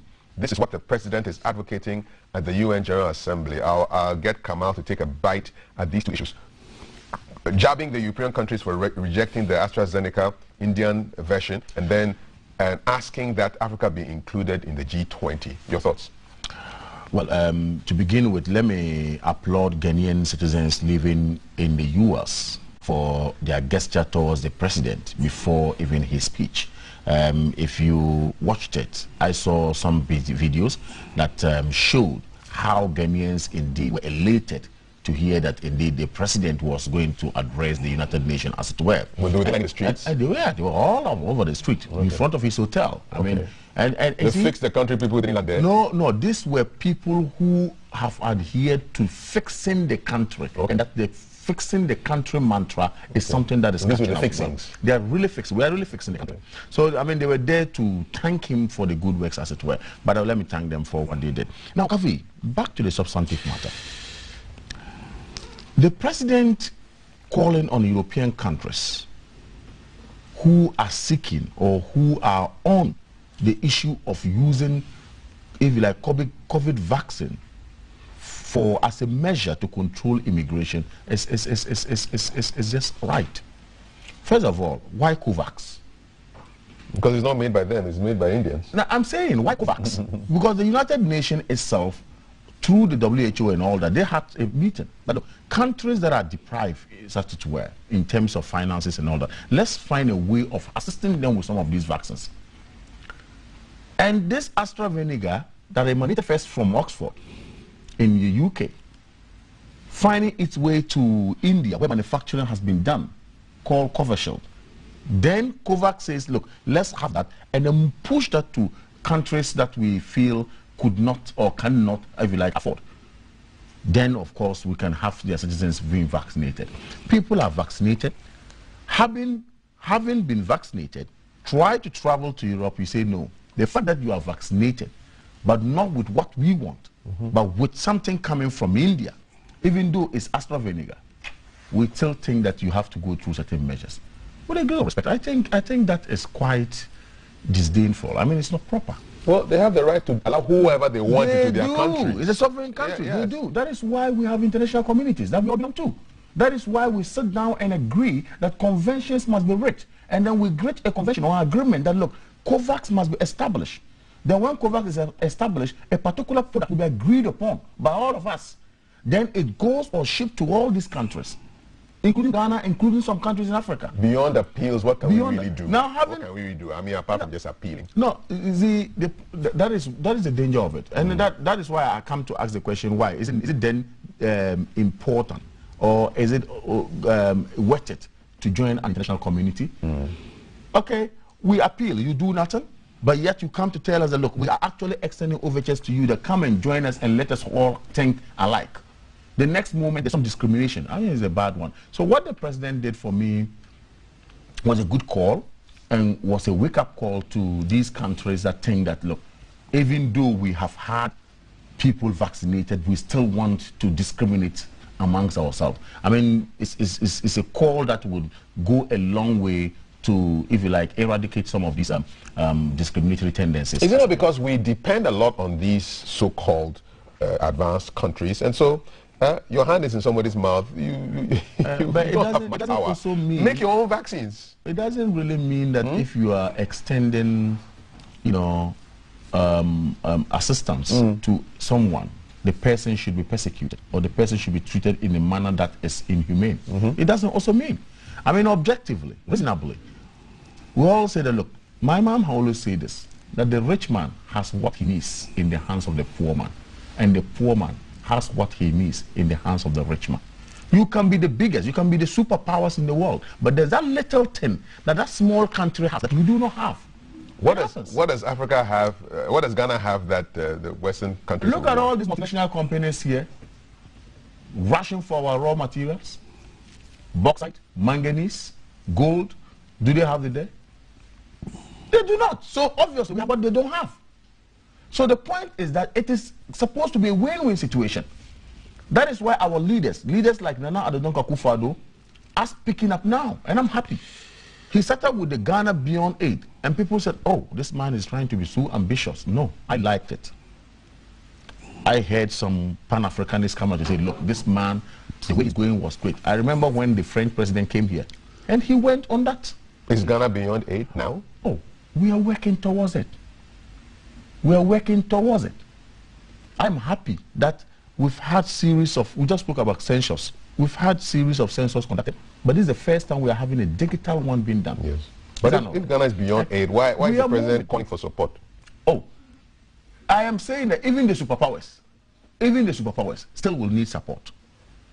America still needs support. You've heard them calling for support in somewhere? They do. When this COVID matter came up, why not? Everybody wants to come on the table to say, look, how can we judge? What can we do to help? NASA, even NASA, many Ghanaians do not know that there has been a Ghanaian who contributed to the success of NASA in America. A Ghanaian, Professor Lute, I don't know whether he's still alive or he's passed on, but contributed to the success story of NASA. A Ghanaian. So the point is that you cannot be an island on your own. Okay? So just as we need each other, we should treat each other well. That is why the presidents like Nanado, presidents like, if you like, other African leaders want to say, look, it is important there's a table for us to all discuss, i.e. G20. Okay. If G20 is there, why can't we have an AU rep? All right. On G20. Let me bring. So it is about time we stood up. And I heard him saying that it would only it would just be one person speaking there, and it will only add 10 minutes to the conversation, but it would bring a representation of 54 African countries, and that's why he was making the pitch for Africa to be included in the G20. I want to bring in George on that. So include Africa in the G20 daily graphic, page 16, and the president wants Africa to be part of the G20, thinking that it will be a positive addition, representing 54 more countries, 1.3 billion more people, and $2.3 trillion more of output. And what do you think? Well, Kofi, I think that this call is not new for Africa to be included in the G20, but I think that it's worth the reminder. Because, I mean, take it or leave it. I always say that if Africa would hold itself well and do the proper things, it would actually be the continent of choice for the rest to leverage on. Because, Kafi, there is no continent in the world which does not depend on Africa. Something from Africa for survival. But George, it is also true that, yes, Africa has a $2.3 trillion economy, 1.3 billion people, 54 countries. Africa does not act with one voice like the EU does with one voice or the That ASEAN. is why I prefaced. Yes. That's why I prefaced all these things. If Africa will conduct itself well, if you see, it is not the rhetoric is there. We can say it as others have said. Others have said it. In fact, the Gaddafis. So many people have made these kinds of points in the past. Nana Akufo-Addo is reiterating what others have said in a forceful way, which is good. But charity should begin at home. We should first put our house in order. Then we have the muscle to go and fight for inclusion. I like the way you're talking about Yes, muscle. Because today's BFT, there's a headline on cocoa. Ghana provides 20% of the world's cocoa. Yeah. Every 5 beans, one of the beans comes from Ghana. Yes. But controls only 3% of global cocoa powder trade, the powder, the processing. You are still shipping beans. You see, Kavi, there's no muscle in just beans. You see, Kavi, the tragedy of Africa, and by extension, the tragedy of Ghana, is our unpreparedness to sit down together as a people and chart a common path. Do you guys chat? You do. MPP, beyond the jabs. But you see, that is all I'm talking about. Because he spoke about Ghana beyond aid. Right? What is the concept of Ghana beyond aid? Is it not simple enough to understand? No. You see, when you this is aid and Ghana has gone beyond no, no. You remember that we as a country, under John Dramani Mahama, started what we call a homegrown economy. Why were we doing a homegrown economy? Because we believe that if we grow our economy locally, then we can leverage on that as a springboard to attain all the ideals of Ghana beyond aid.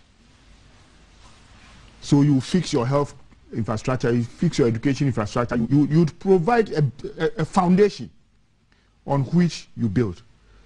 But when you are not adding them, so a new government comes and even our 40-year development plan, they decide to jettison it. It means that we are going 3 steps forward, 2 steps backwards all the time. You understand? Because the new government may also want to chart a path, but it overall will not lead to what we all aspire, to achieve. So yes, we can go there and say all the nice things, but if they sit back and see that, oh Charlie, we actually are not united, we actually are not serious, nobody would take us seriously. I mean, one of the clearest examples is for EU to sit down and say that you can have all the vaccines you like. If it's not what we decide, then when you are coming, you have to go through a different protocol. Indeed. Because you are using a vaccine that doesn't come from us and we believe we don't trust it. But people will treat you this way only if they realize that your back is to the wall. So look, all these calls and things like that, it builds on African leadership and the people to sit back and do proper planning, build countries and institutions. Look at our cocoa industry. And this thing that BNFT has brought, what is new about it? Every year, year in, year out, we cry, our cocoa industry, we are not leveraging on it. We are saying our gold, we should have a gold processing facility here. We should have this here. We should, as it were, process our raw materials rather than take them out. That conversation is 30, 40, 50 years old. Why are we still having it today? Why is there the inertia? That's what I'm saying, that as a people, you see, we do not see politics as the end product. We see politics as the thing to do. And it is what is killing us. Because, you see, we can talk all the ideas we like. But at a certain point, there should be a projection. I was very hopeful when, at the beginning of his presidency, Nana Akufo-Addo did something I had advocated several times. that bring everybody on board. So there was a Jerry Rawlings, there was a John Mahama, there was a J. Kufuor meeting in the Flaster House. But that was the last time we heard of any such meeting. So how do we make progress? But irrespective of the political talk that we see, irrespective of everybody going out there and espousing their political beliefs, there should be a critical point where we all, anytime the president wants to make a major decision, he gets the input of all its predecessors and then makes a decision based on that. That is how you build a country. All right, let's take some comments. You've been busy sending us WhatsApp messages on 055-556-1034 and on Facebook as well.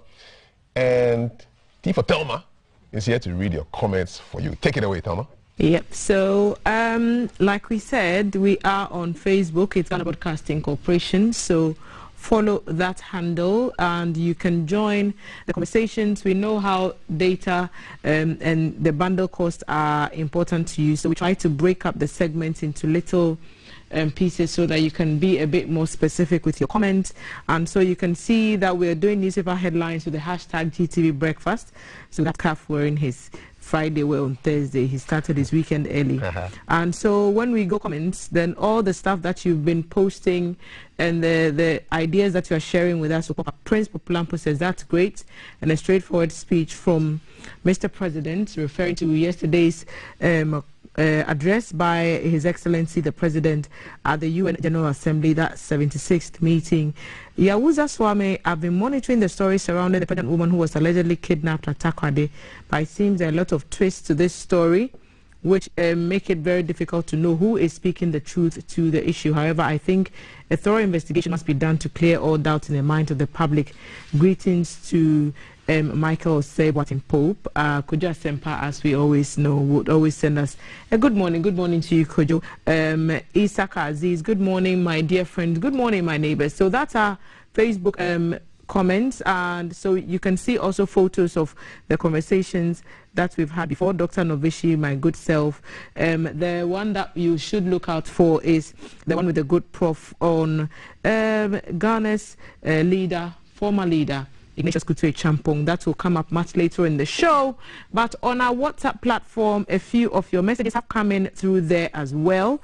So I am just going to scroll one right on the screen. Hello, GTV has the best breakfast show in town. Breakfast show in town. Keep moving forward and upward with the show. Thank you for sending that to us. Kaf, there's one here. It's saying some a small medical mefwa. Good to see you in your panel. Tell Kamal we are watching him from Tamale. Now my stake, the decline in female population should be a serious concern. The leadership of this nation. Is there a decline in the female population? It's rather an upwards climb. So the leadership should investigate this further. Physicians have made it clear to how fast men fertility rate is declining through the use of mobile phones, and eye should be kept on these. Divorce rate in the nation is based on what? On what? I wonder. This means women stop giving birth, but have they? I heard the statistician that you spoke to. She made the point that possibly it could be because women are getting more education, women are using birth contraceptives a bit more, the birth spacing is even a bit more, or they're having more abortions, making more pro-women decisions for their own life. So it's not necessarily because the divorce rate is on the ascendant. Women have stopped giving birth. I mean, we would like to keep our comments as factual as possible, but thank you for sending us. James Moore, Savannah Region, we appreciate your comment. Hello, I like you. May God bless you. Somebody likes you. Yeah, this one. I like it.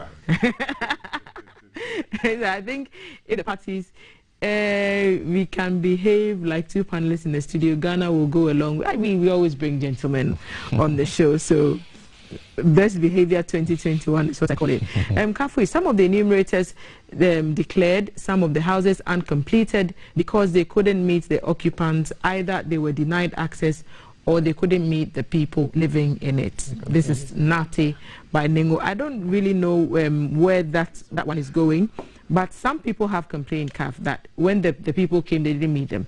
I remember the first time they came to my house, they did not find anybody, and they left a card. and they said, we have been here and we wanted to speak to you. Could you call, because we are still in the area for this length of time, call this number so that we can arrange a more appropriate time for you. And they came back. The lady was very nice. They came back when I was free, and then they managed to get the information that they wanted. So I don't know what they said, what that one means, but please tell the government statistician to pay us. He promised August 25. Who is us? You need to tell us who us is. Oh, okay. So Derek from Accra sent that message. Are there more? Yes. Or Paris. I'm trying to. Okay. Let's see if that helps. There was a question asked about if we had to move the capital. Yes, and there's some comments on that. It is. So I'll get back to. Should I just read this one quickly? This one, a birthday shout out to Alexander O'Day. Okay. So a whole grassroots people thing going on here for the NPP. Let's see if I can just stroll to that. Will I find it very soon? Yep, I'm trying. I asked a bit earlier that if you had a choice to nominate a town for capital apart from Accra, what would you say? So if we had to move the capital city of Ghana out of Accra, where would you suggest it's relocated to? So our good arch there, Independence Avenue. So a few comments, 18 of them. Let's go through a few. Mohammed Yaya says, I think it can be relocated to Tamale. And so I think Tamale got lots of votes. So Philip Parliaments are saying, hashtag these people, I suggest that the capital city should be relocated to Takoradi. So I'm sure CAF would agree. They went to the Western region recently. So he's a strong Western region advocate now. Kwame Osei Apia Dankwa says, Sunyani is a cool place. Mufti Yusuf says, Afla would be cool. James JMV, Takoradi will help. Noralam, Northern region, but where specifically in Northern region? So Accra is the capital city, but it's not Greater Accra. So Northern region is a region, but where specifically? As for the sarcasm, we would rather deal with that. So how? Sarcasm. How? We can't move the capital of Accra or the capital of Ghana from Accra to Spain. Well, we have La Paz in Ghana, we have Russia, we have Bethlehem, we have Hong Kong. So is there Spain? So is there a community? Just like we have Jericho. Hong Kong. We have Hong Kong. We have Hong Kong somewhere. So that's all your comments. Tamale, brand new city. We should make a brand new city, and there's more comments. So get interactive. Get interactive with us on our social media handles, and we'll read some of your comments to you, Kaf. Thank you very much. If Spain is a city or an area in Ghana, let us know. It could be La Paz, Spain, or I don't know, Ibe, Spain, or you know. All right, we're going to wrap up with a money story here. BNFT government has set up a system to prevent project stagnation due to financing. So the government has issued a stringent legislative mechanism to ensure that before any project of interest begins, there is a full regime of financial flow secured for its completion. That makes sense. I mean, that should be the case. Director General of the National Development Planning Commission, Dr. Kojo Essien Mesa Abrampa, has said this is to prevent the stagnation of government capital projects which end up escalating the original price meant for the execution, and invariably in some instances render the projects uncompleted for decades, just like uncompleted buildings which stagnate because the flow wasn't there. The same concept is being directed to projects. I mean, this should be Dirigas Kamadin. I mean, why are we thinking about this now? It starts to reason. I could not have agreed with them more, and I think that it shouldn't be rhetoric, because this is very important. We keep on talking about abandoned projects. We keep on talking about government coming or continuing projects that were initiated by previous governments, as it were.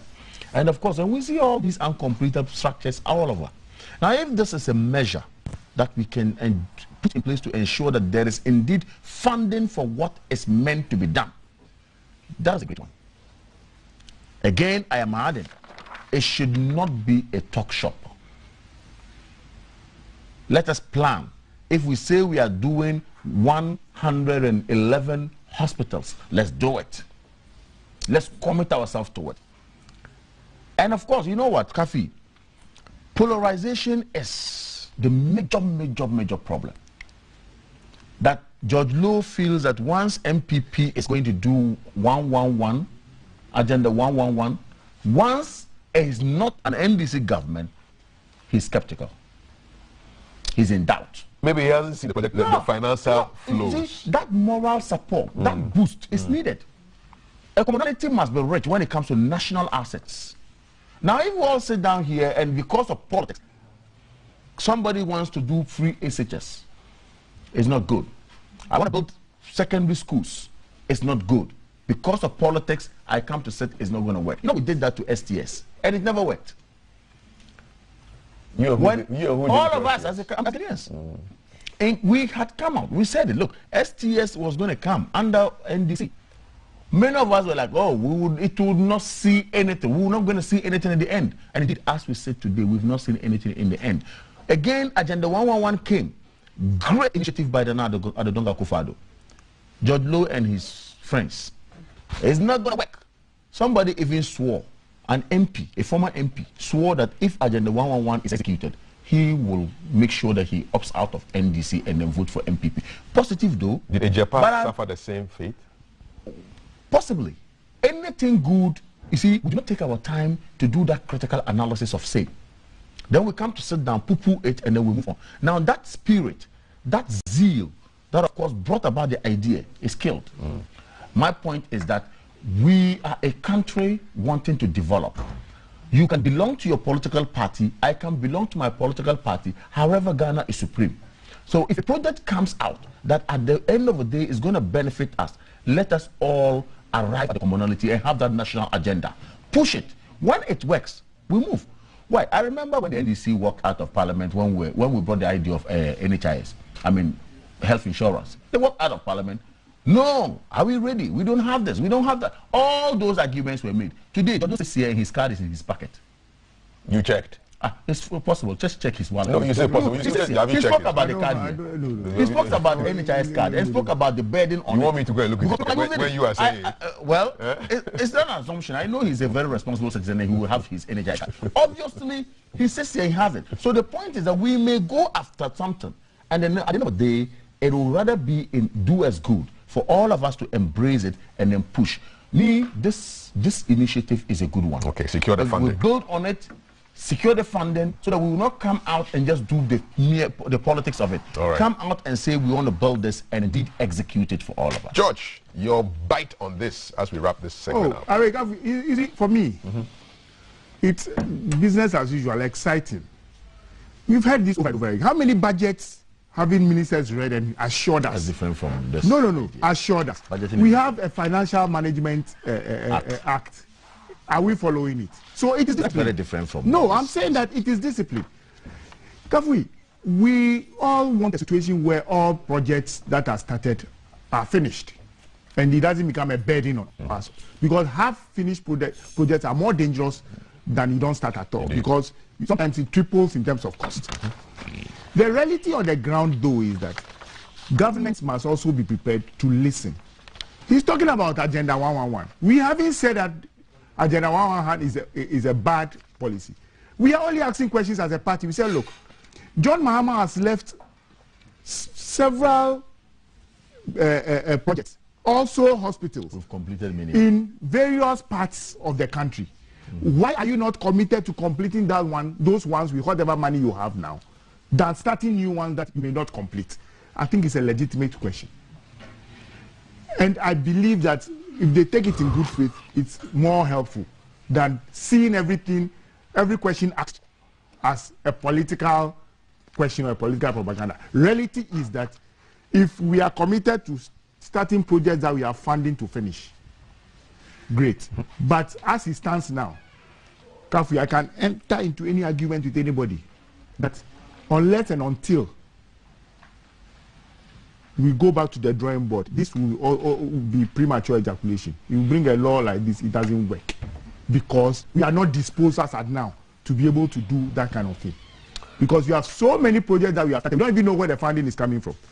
So this is something for the future. We may look at it. But for now, it's not possible. Let me just run some numbers based on around uncompleted projects. So in 2018, it was estimated that the nation lost up to $25 million annually through unfinished projects. This amount was equivalent to 667 additional 3-unit classroom blocks per year, which would accommodate an estimated 70,000 students. Wow. This is the study that was completed, that showed. And then you have other studies that showed that a third of projects started between 2011 and 2013 were never completed. You've had just astounding waste. So if we're going to set up a system to prevent project stagnation due to low financing, I think it's definitely important. But you see, it's also a matter of policy, because you see, I always say this. So the policy has to be there. Everywhere you go, and every person, every chief, every community say, come and build us a school, come and do. We don't even look at the economic viability of this thing. So once you want to meet the political aspirations of the people, and then you start, then there is no committed funding to it, and then there are projects that spring up. So policy over policy. Yes, so we need to. Sometimes it's not even about the money, the availability of money. Sometimes it's the caliber of contractors we give the jobs to. It's also a matter. All right. So it's multifaceted. Yes, that's what I'm saying. It's a policy thing that we should do. I want to thank you so much. Kamal Dean is on the NPP's communication team, and George Lope is vice chair for the NDC in the Volta region. Today I'll be speaking, God willing, with the author of this book, Achampong, The Life and Times of Ghana's Head of State. Bafo Ajimandria, professor, wrote this book. Just before you go, I mean, what one fact do you know about Achampong that I may not know?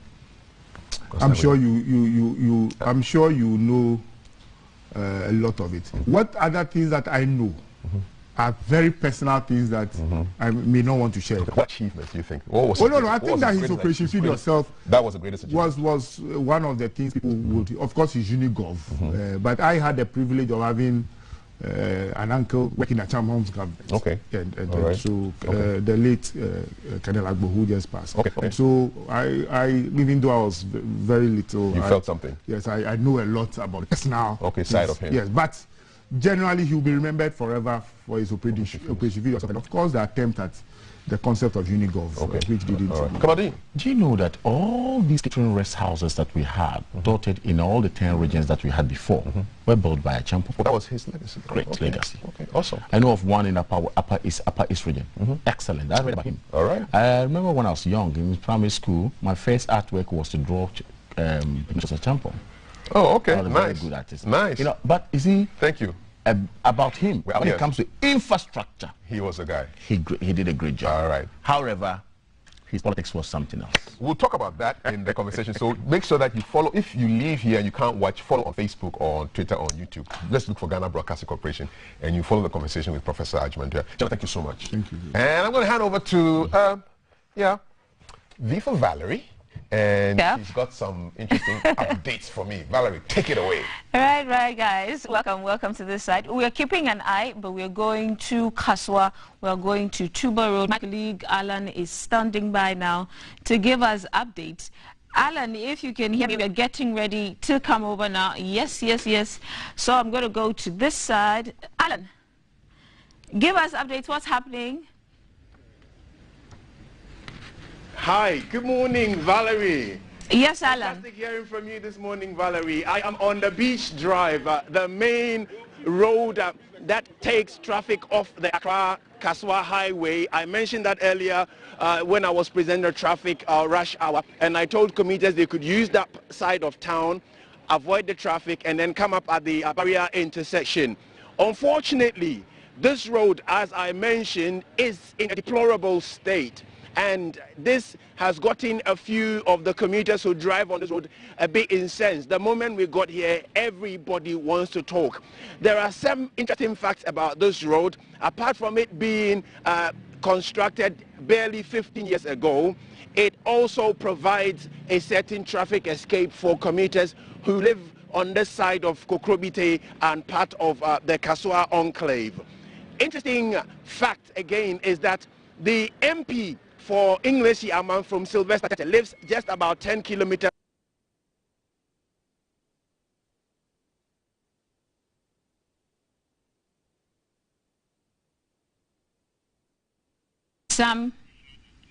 Right, we seem to be having some challenges from Alan. We are going to our Facebook. Talk to us about the...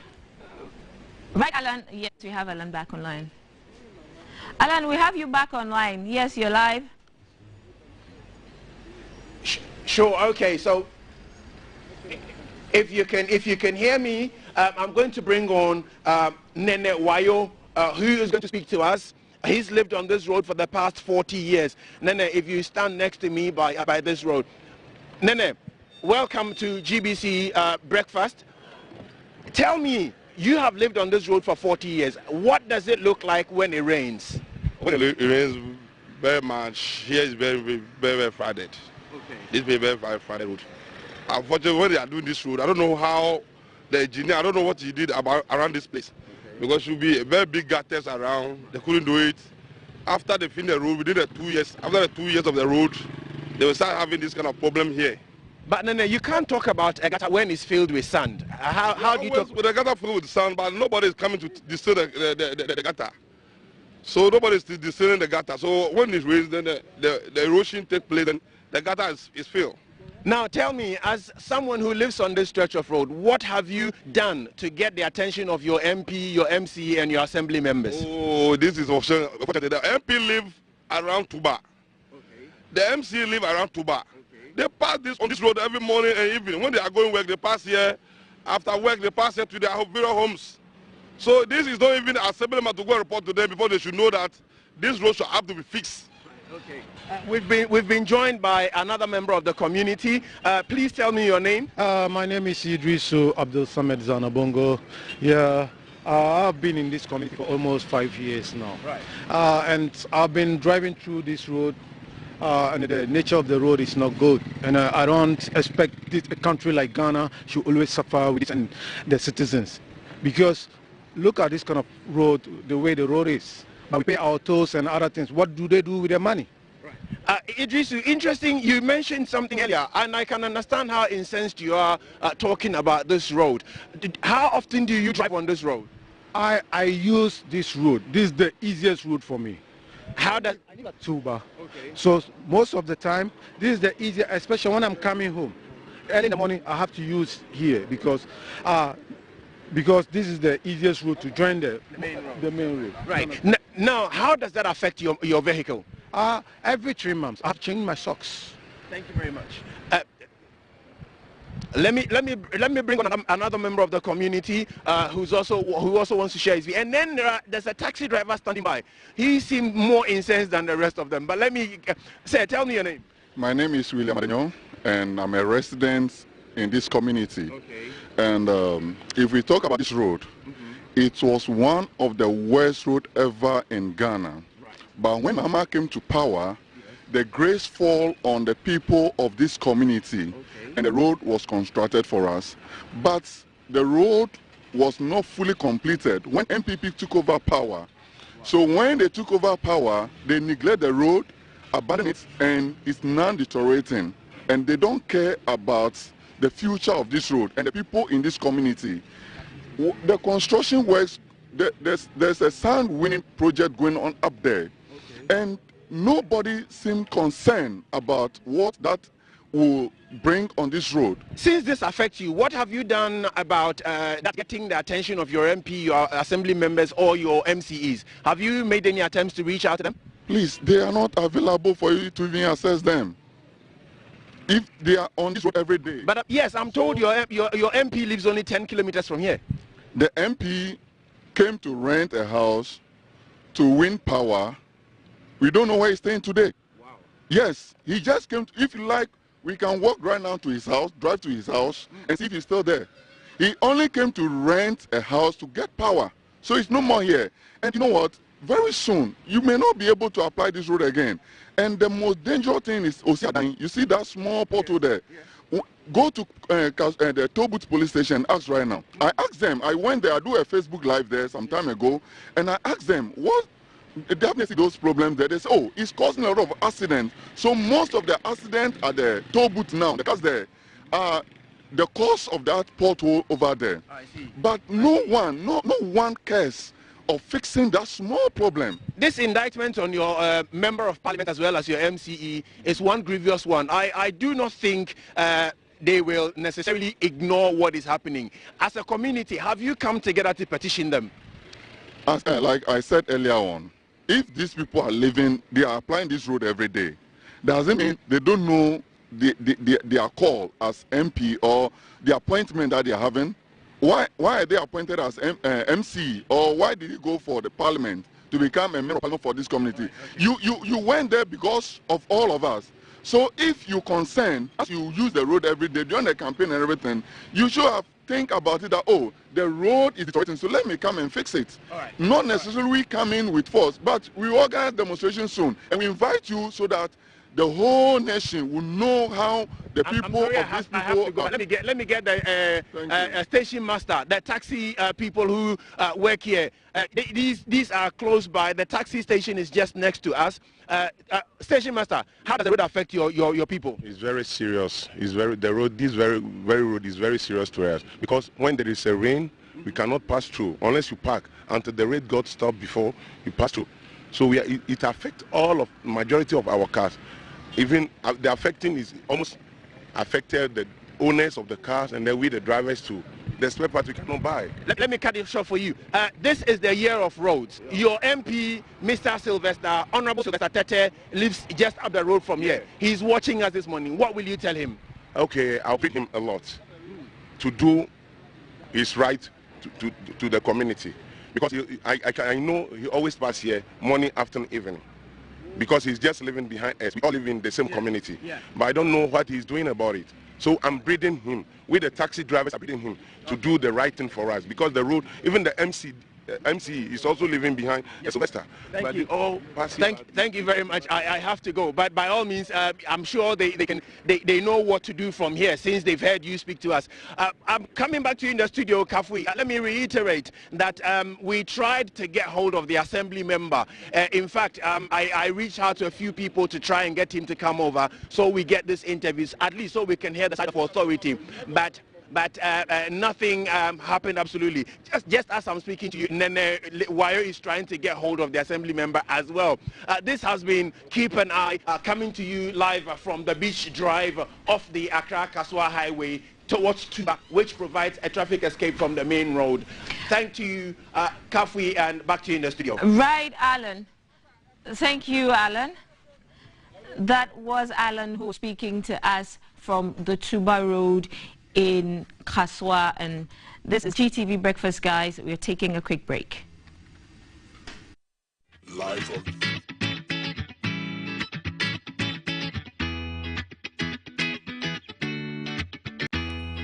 from GBC Studio 1, this is the Breakfast Show.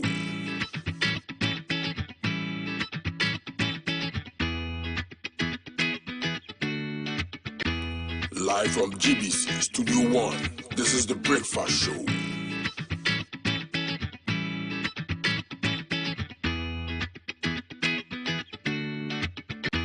Live from GBC Studio 1, this is the Breakfast Show.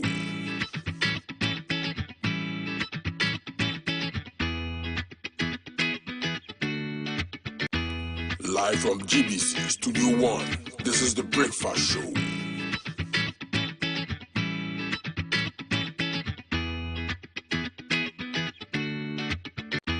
Live from GBC Studio 1, this is the Breakfast Show.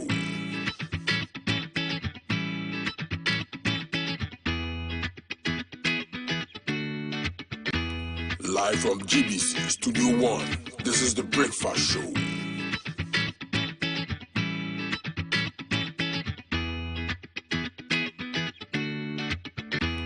Live from GBC Studio 1, this is the Breakfast Show.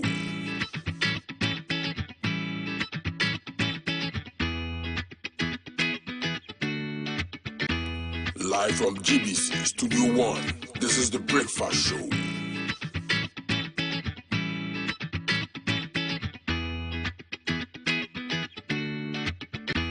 Live from GBC Studio 1, this is the Breakfast Show.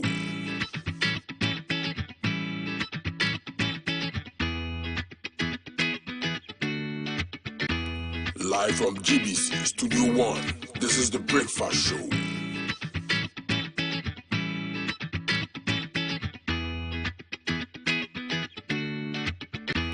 Live from GBC Studio 1, this is the Breakfast Show.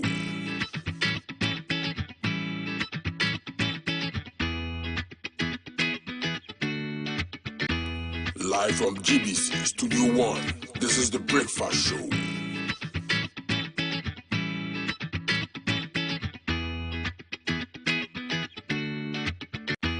Live from GBC Studio 1, this is The Breakfast Show.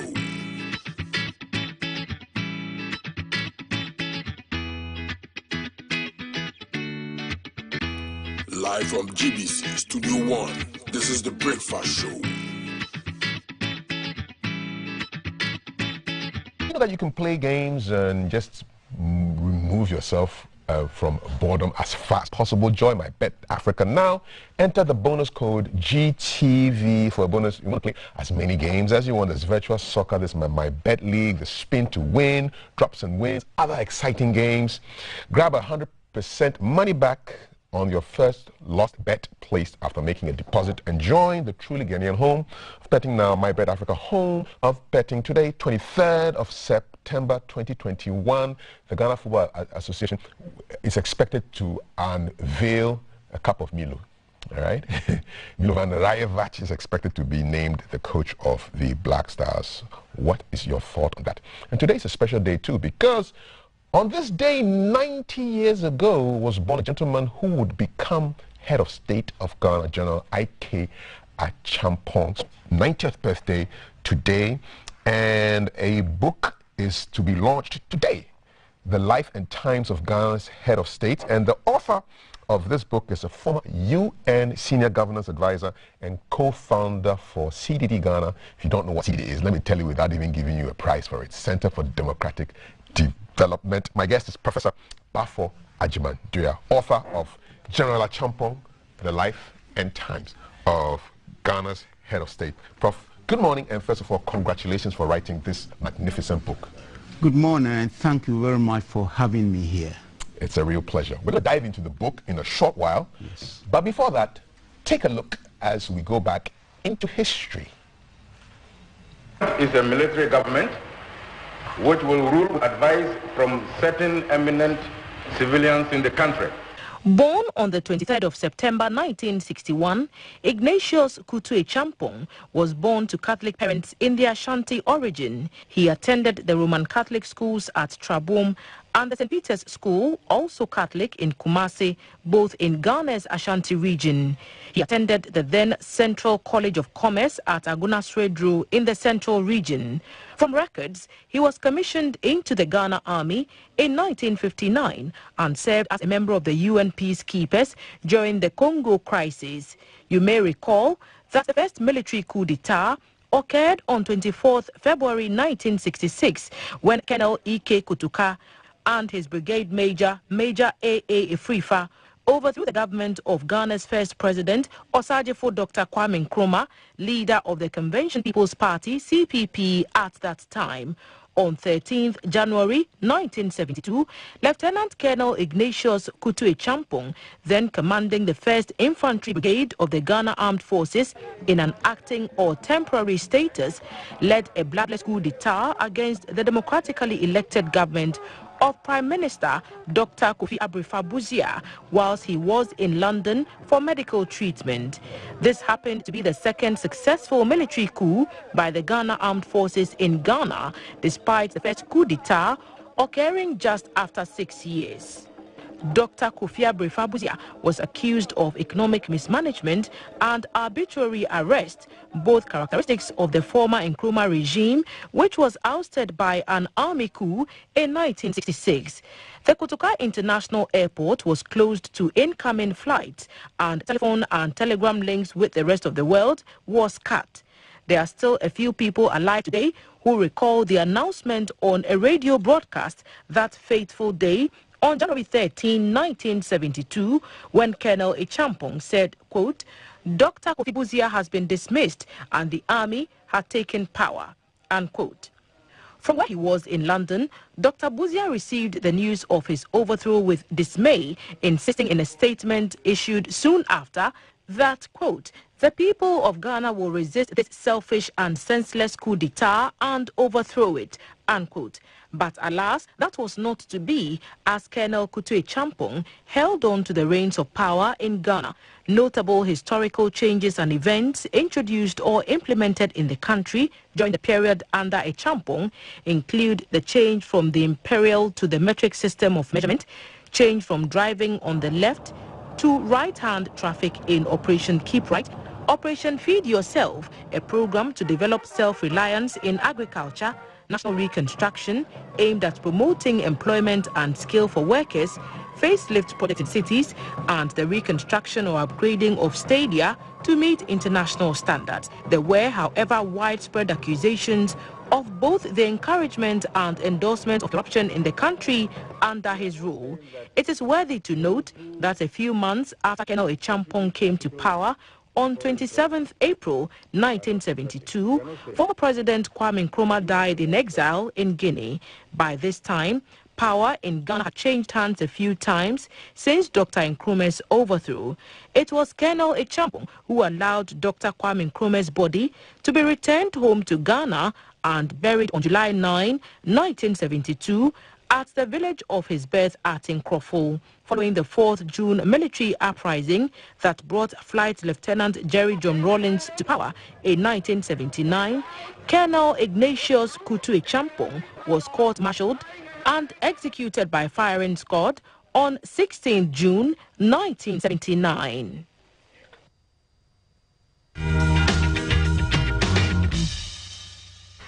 And so that was a flashback into the life and times of General Ignatius Kutu Champong, born 23rd September 1931, passed in 1979 on the 16th of June. Professor Ajuman Duya, congratulations once again for the book. And for those of you who are watching, be listening very carefully, because there'll be a question at the end of this interview and you get to win an autographed book by the author. You know, the book is yet to be launched today, but you get an autographed book. And for those of you on Facebook using WhatsApp, be listening carefully. Prof, congrats. Why did you buy this book? Of all the people to write about, why General Champong? Very good question to start with. Why Champong? You see, I'm very much interested in history. And it appeared that for some strange reasons, someone who had ruled the country for about 70 years was completely erased from our history. Why was that? Well, we come to that shortly. Because for all the years since his demise, you never hear him in our political or social narratives. If you hear, all you get to know is that he was a womanizer, he was corrupt, all the negativities that you hear about. But I was curious about that, because for someone who's been there for 7 years, you cannot say the man was just corrupt for 7 years or he was a womanizer for 7 years. There must have been something. Then, of course, you recall these famous operations that sticks to people's mind today: Operation Feed Yourself, Operation Feed Your Industry, and so many other things. So every research begins with a curiosity. So that was my curiosity. But I should also add that what really triggered the commitment to write was when I encountered his son, called Anthony Champong, who was also very interested in getting something on his father. So we spoke. Initially, his thinking was perhaps a commemorative book. But coming from the academic side, I thought it was best to make it an academic book and very objective, so that Ghanaians would be the judge of the man. What's a commemorative book? Commemorative could have been, if you want, for lack of better word, maybe glorify him, let people know who he was, all the good things about him. But certainly, he's not a man, no man, I should say, can be all good. So once we discussed that, and he readily conceded that was the best way to go.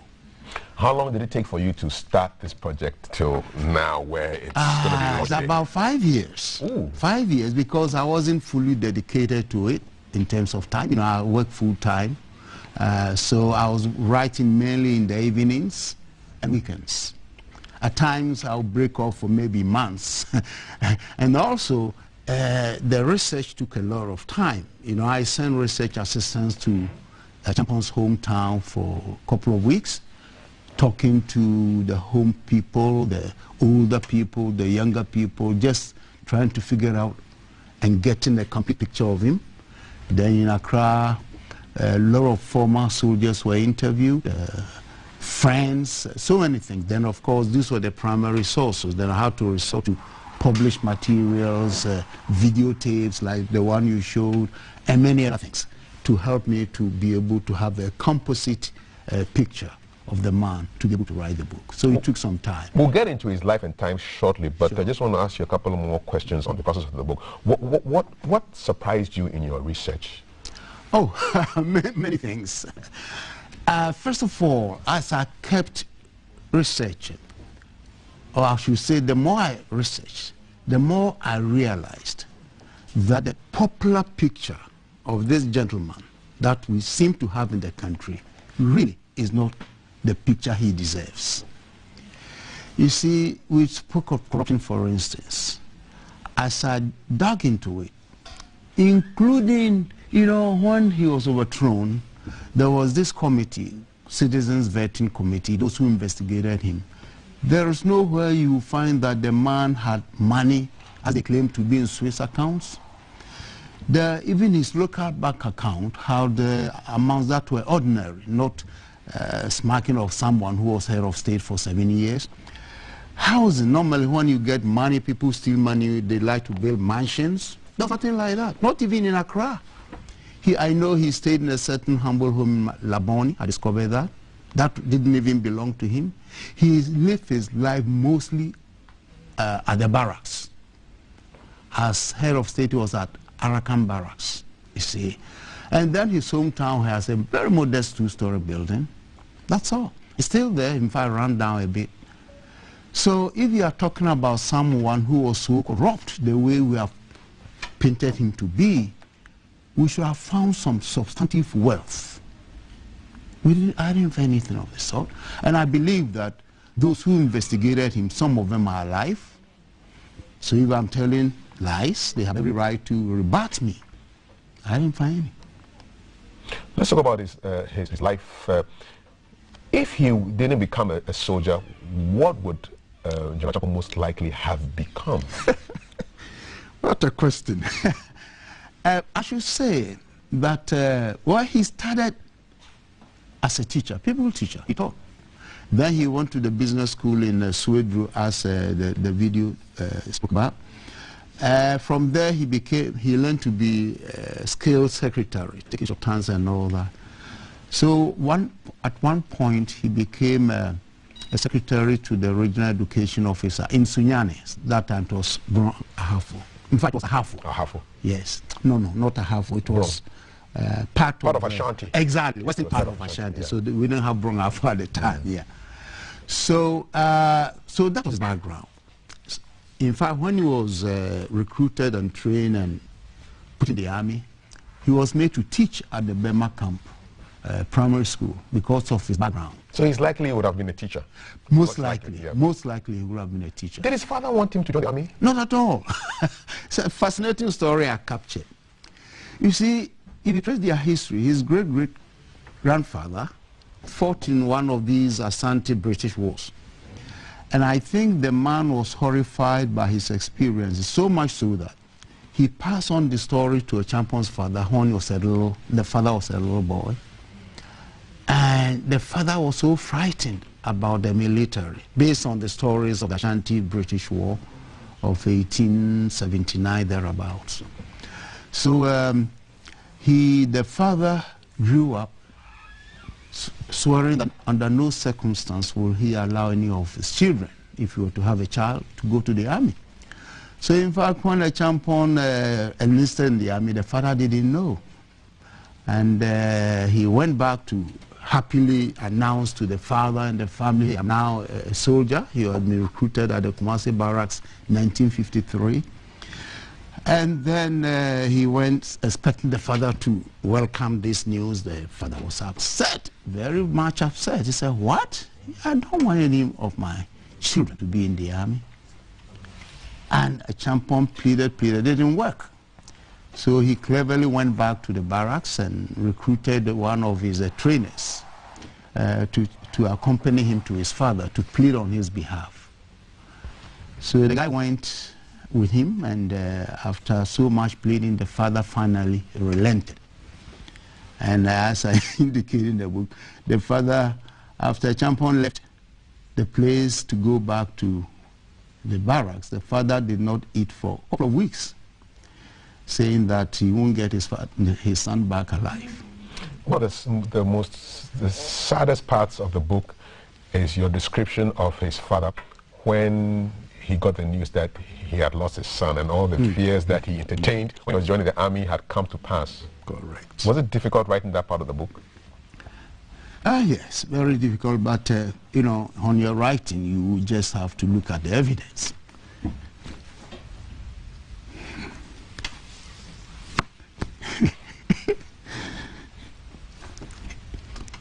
Let's go on. We indeed will go on. And since, you know, this whole month on GTV, we've been celebrating Kwame Nkrumah. And I was actually at his birthplace a couple of days ago, and I saw where, yes, in Crawford. We did the show from Crawford on the day, 21st. And we saw where Kwame Nkrumah was buried. First time. Talk to us about how General Champon was able to bring Osagyefo's body back to Ghana, because Secretary did not want the body to come here. He was living in Guinea for 3 years after the overthrow. Tell us, and you captured it in the book, but just for highlights. Yeah, that was a very fascinating story also. You see, clearly, Champon was beholden to Nkrumah. And I discovered that Nkrumah may have saved his career at some point when he was to be dismissed from the training. And because of that, I think somehow Champon was beholden to him.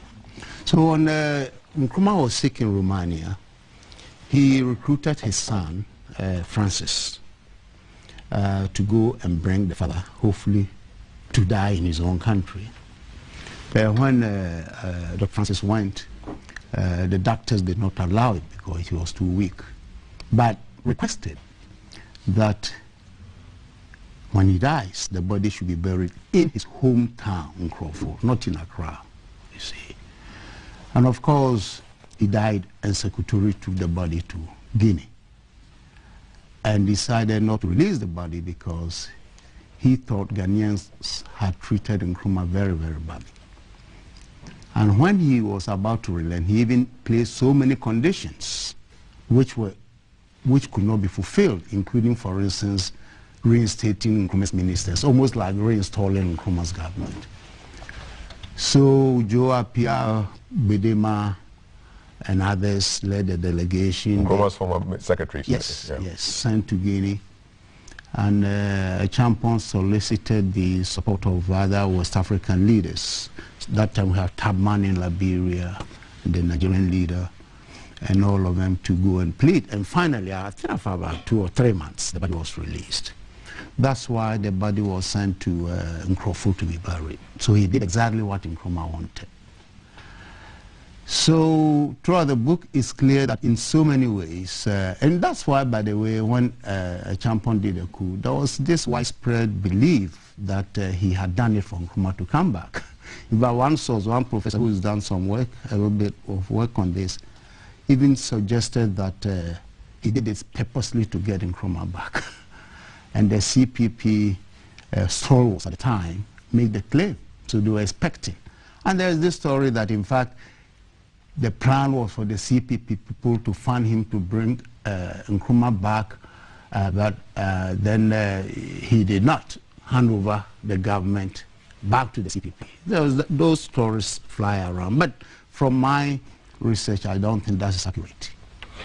And it's quite interesting because your background as a governance expert and the work you've done all around the continent, around the world, with regard to democracy. We are currently in Guinea, where Nkrumah used to live. We are experiencing a coup, and then a successful coup has happened, and then ECOWAS has stepped in to impose sanctions on Guinea. Talk to us about the relevance of ECOWAS and Champon, and even link it to the coups, because he came in on the back of coup. Yes, exactly. Right? Yes. You know, when this coup occurred in Guinea, I had so many commentaries, but nobody recalled the fact that ECOWAS was really founded primarily by a champion and go on, they mobilized the other West African leaders to come on board. So the original intent of the ECOWAS was not for security in the sense that we have it today. It wasn't to go and preach democracy to Guineans whether they have coup or not. It was more for trade, business, to really, like Nkrumah's idea of Africa continental market, which now we have gotten through AFTA. The ECOWAS was meant to be just like that. But of course, with time, they realized the necessity of adding security and peace to its main objectives. So yes, Champion was instrumental in finding the ECOWAS. They did a lot of work on that, and if you go to the background, you read the background notes, you realize how involved he was in this process, together with Yakubu Gowon, who was the head of state of Nigeria. So ECOWAS has that rich background. But now, of course, things have changed. As I say, security and peace has become very important, because you can't even have a successful sub-regional market if there's no peace in the sub-region. And now with democracy being the mantra for all of us, certainly maintaining democratic governance has become another objective of ECOWAS. Yeah. So it's interesting to know that General Champon was one of the key architects no of doubt ECOWAS. At all. He and Gowon were the drivers who were able to bring the other West African leaders together for that. We'll talk about his demise, and because we know that if you can split his time from 72 to 78 into two, the first half he had the goodwill of Ghanaians, and there were things happening. What were his greatest achievements from 72 to say 75? What were the things that in fact, that's a very good way of understanding him, because 72, 75, I think he did great. But after 75, 76, the economy started sinking, and the social problems, economic problems, kalabule and corruption and everything, as you know, all of that happened. And they are all recorded in the book, as I say. The first part, you know, when he came in, the economy was not good. Because Busia had imposed the austerity measures, devaluing the cedi by 43%. That resulted instantly in escalating prices of commodities. And then, besides that also, the aliens compliance order that Busia introduced really caused a lot of havoc in the sub-region, and in a way kind of damaged the relations we had with our neighbors in the country. And Champon experienced that because he was sent as an officer to Aflao to supervise the exit of the deported aliens. And then, of course, we can also think of the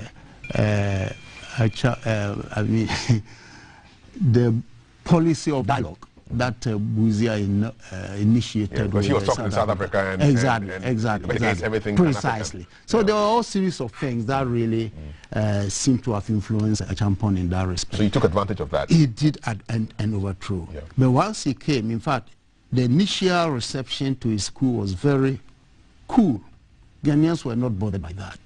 I guess because first there was no fight, there was no bloodshed and that kind of stuff. But more importantly, in my view, I think Ghanaians thought that Busia deserved his time. So he was just cut short, and that did not please a lot of Ghanaians. So the initial reception was very cool.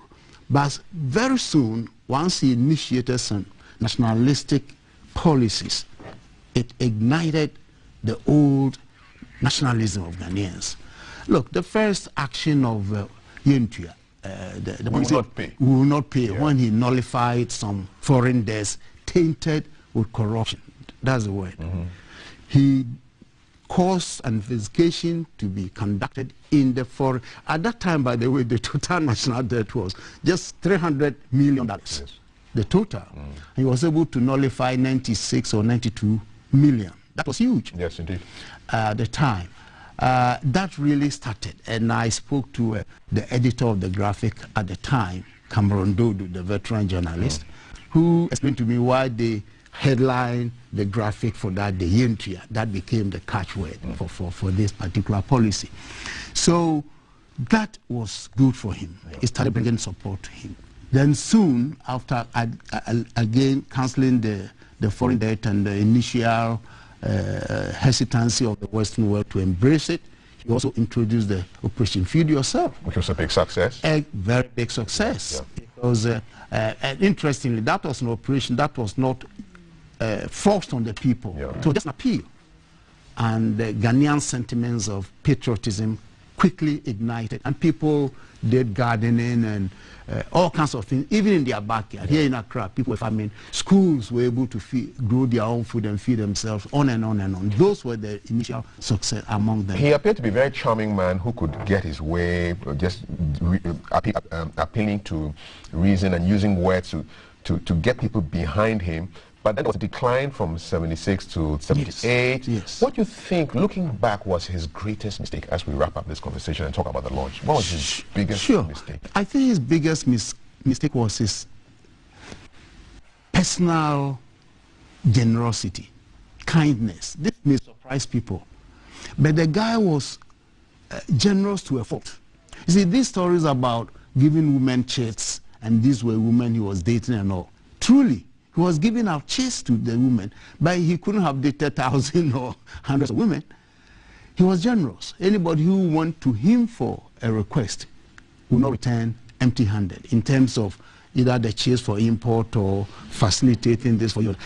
Then, of course, when the issue of corruption came, he couldn't stand firm, even if I'm saying that he himself was not, he could not stand firm to punish or to, sanction those who were found to be corrupt, except one instance where I cite the example of this guy who went to Norway and contracted for cement, and there were all kinds of visa around that.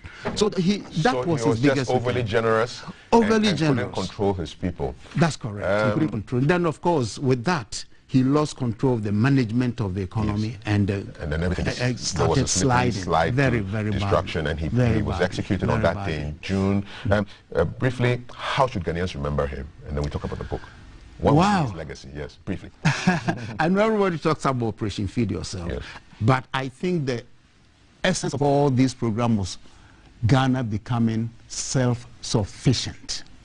And finally also for Ghanaians to capture the commanding heights of the economy, indigenizing our economy, something we have failed to do all these years. Beautiful words, and tonight will be quite an exciting event. So this book is going to be launched, General Achampong, The Life and Times of Ghana's Head of State. Quickly, details where, when, and where is the book going to be launched? It's going to be launched at the Ghana Academy of Arts and Sciences, 4 o'clock this evening. 4 o'clock this evening. Awesome. Yes. Thank you so much. My pleasure. The author is Professor Bafo Agyemang-Duah, and the book is General Achampong, The Life and Times of Ghana's Head of State. And Prof has graciously autographed this book. My compliments and best wishes, 23-921. And all you need to do is answer this simple question. Where was Ignatius Kutu Achampong born? Simple.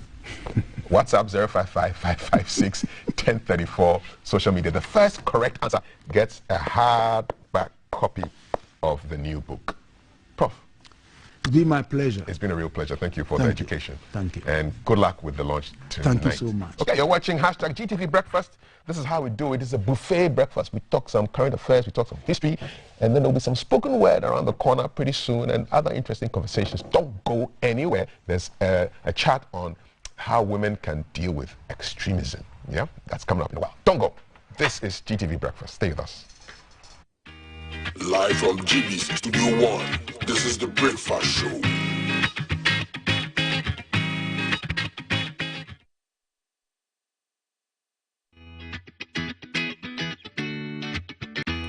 Live from GBC Studio 1, this is The Breakfast Show.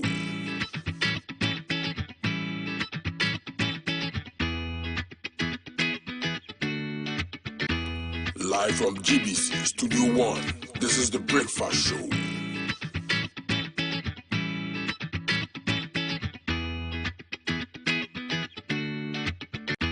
Live from GBC Studio 1, this is The Breakfast Show.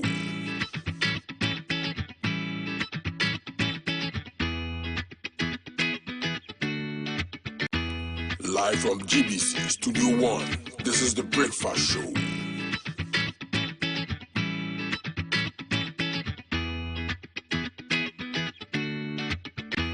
Live from GBC Studio One, this is the Breakfast Show.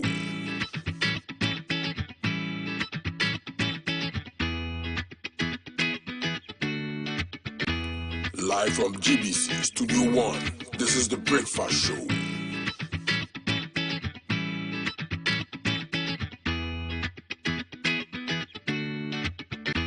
Live from GBC Studio One, this is the Breakfast Show.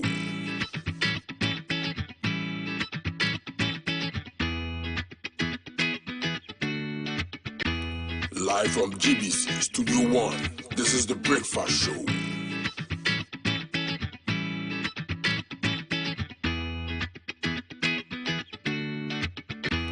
Live from GBC Studio One, this is the Breakfast Show.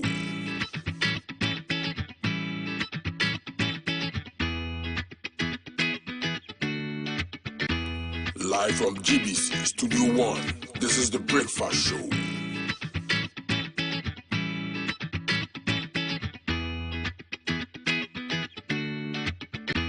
Live from GBC Studio One, this is the Breakfast Show.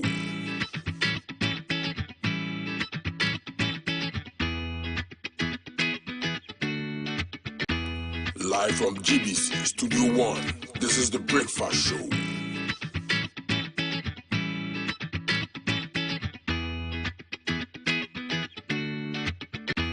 Live from GBC Studio One, this is the Breakfast Show.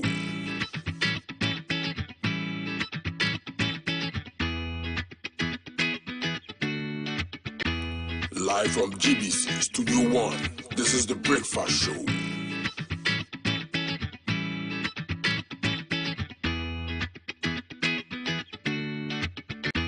Live from GBC Studio One, this is the Breakfast Show.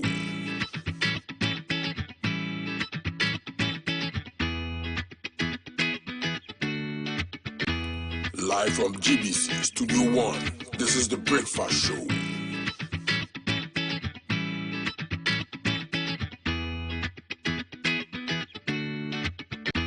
Live from GBC Studio One, this is the Breakfast Show.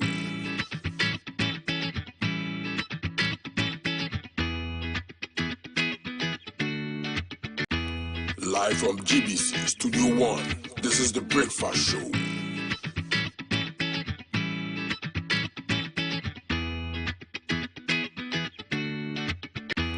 Live from GBC Studio One, this is the Breakfast Show.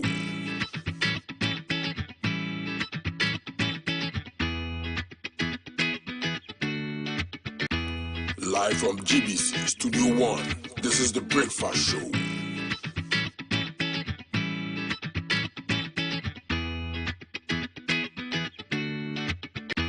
Live from GBC Studio One, this is the Breakfast Show.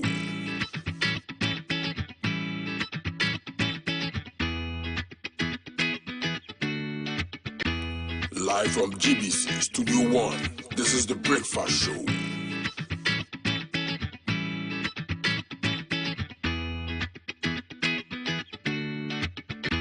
Live from GBC Studio One, this is the Breakfast Show.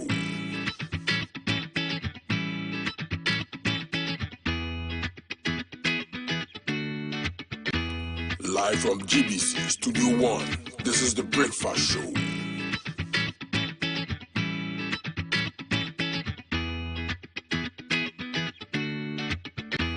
Live from GBC Studio One, this is the Breakfast Show.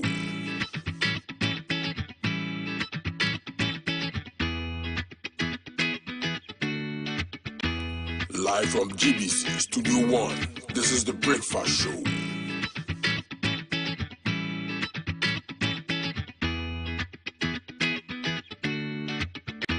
Live from GBC Studio One, this is the Breakfast Show.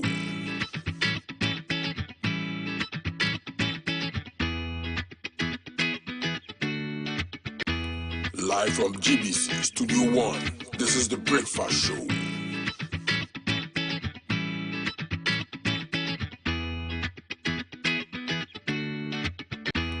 Live from GBC Studio 1, this is The Breakfast Show.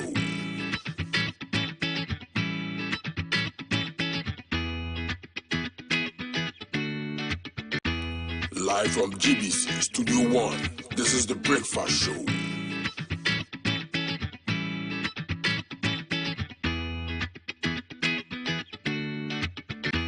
Live from GBC Studio 1, this is The Breakfast Show.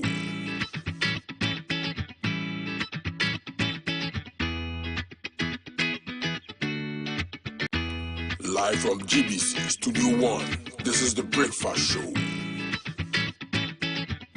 Organizations have come together to make sure that that effect is minimized to the barest minimum. So the Network for the Peace and Security of Women in the ECOWAS, NOPSWECO, in collaboration and with support from UN Women and the Austrian Cooperation, they are embarking on an active advocacy and community awareness creation as part of contributions to preventing violent extremism in Ghana and the Sahel. And the initiative is intended to educate and empower the local populace, especially the youth, to play effective roles in building peace and resilience against violent extremism. So in the studio with me to help with this discussion, for my immediate left, Mr. Vincent Azuma. Mr. Azuma, good morning and welcome. Good morning. Thank you. And also Madame Euphemia Akos Jato. She is president of NOPSWECO GH, so NOPSWECO Ghana. Madame Euphemia, welcome. Thank you. We're talking about violence, which is bad enough, and then we are talking about it being extreme. Together, how dangerous is the combination? I'm tempted to go with the woman because we are looking at its effect on women on this. Good. Can I spend a few minutes, 2 minutes, to talk about NOPSWECO? Okay, Ghana go ahead. First, yes. NOPSWECO is a network of the peace and security of women in the ECOWAS space. It's a network for organizations, institutions, and individuals working in the or to promote peace and security of women. It's a regional organization found in all the 15 ECOWAS countries because it was initiated by the ECOWAS Gender Development Department of the ECOWAS. Yes. Our head office is in Dakar. The Francophones have taken this on for quite a while now, but the Anglophone countries just came on board this year. And for this year's International Day of Peace, which fell on Tuesday, 21st September, throughout the West African countries, we are trying to bring awareness on the issue of violent extremism because we've seen that it has ravaged some of the countries, the Sahelian countries, Mali, Burkina, Niger. And the fear is that it's gradually dripping into all the other countries. And so we just want to raise awareness for people to know what it is. So back to your question, what is violent extremism? Violence, we already know, it's inflicting pain, injury, or even death on somebody. There are some people who have very strong feelings about some issues that they think everybody must embrace. It could be either politics, it could be religion, it could be anything. And their feeling about those things are so strong that they would want to impose those ideas on people by any means. And the choice of means usually is violent. So if you've heard about Boko Haram, for instance, in Nigeria, it's an extremist group. All over the world, there are several extremist groups. But because we are talking about ECOWAS, I want to maybe talk mainly about the ones that we find in our West Africa sub-region. So they can get to places and bomb the whole place just to put fear in people to accept the ideology that they have. So inflicting violence just to push a particular idea that you have can be termed as violent extremism. And why are you of the opinion that women are sometimes the people who are more affected by such happens? Yes. Women in every society constitute the engine of the society, because every action and every whatever happens affects women most. So women are the caretakers of every society. They take care of the men, the women, the children, and everybody. So if there is violence, it affects them most. They are the caretakers of the sick, the injured, the aged, and even children. Recently, we heard that a group had gone into a community in Burkina Faso. I think that's about 2 months ago. They ravaged the whole place. Between a matter of about 2-3 hours, they had ended up killing about 600 people.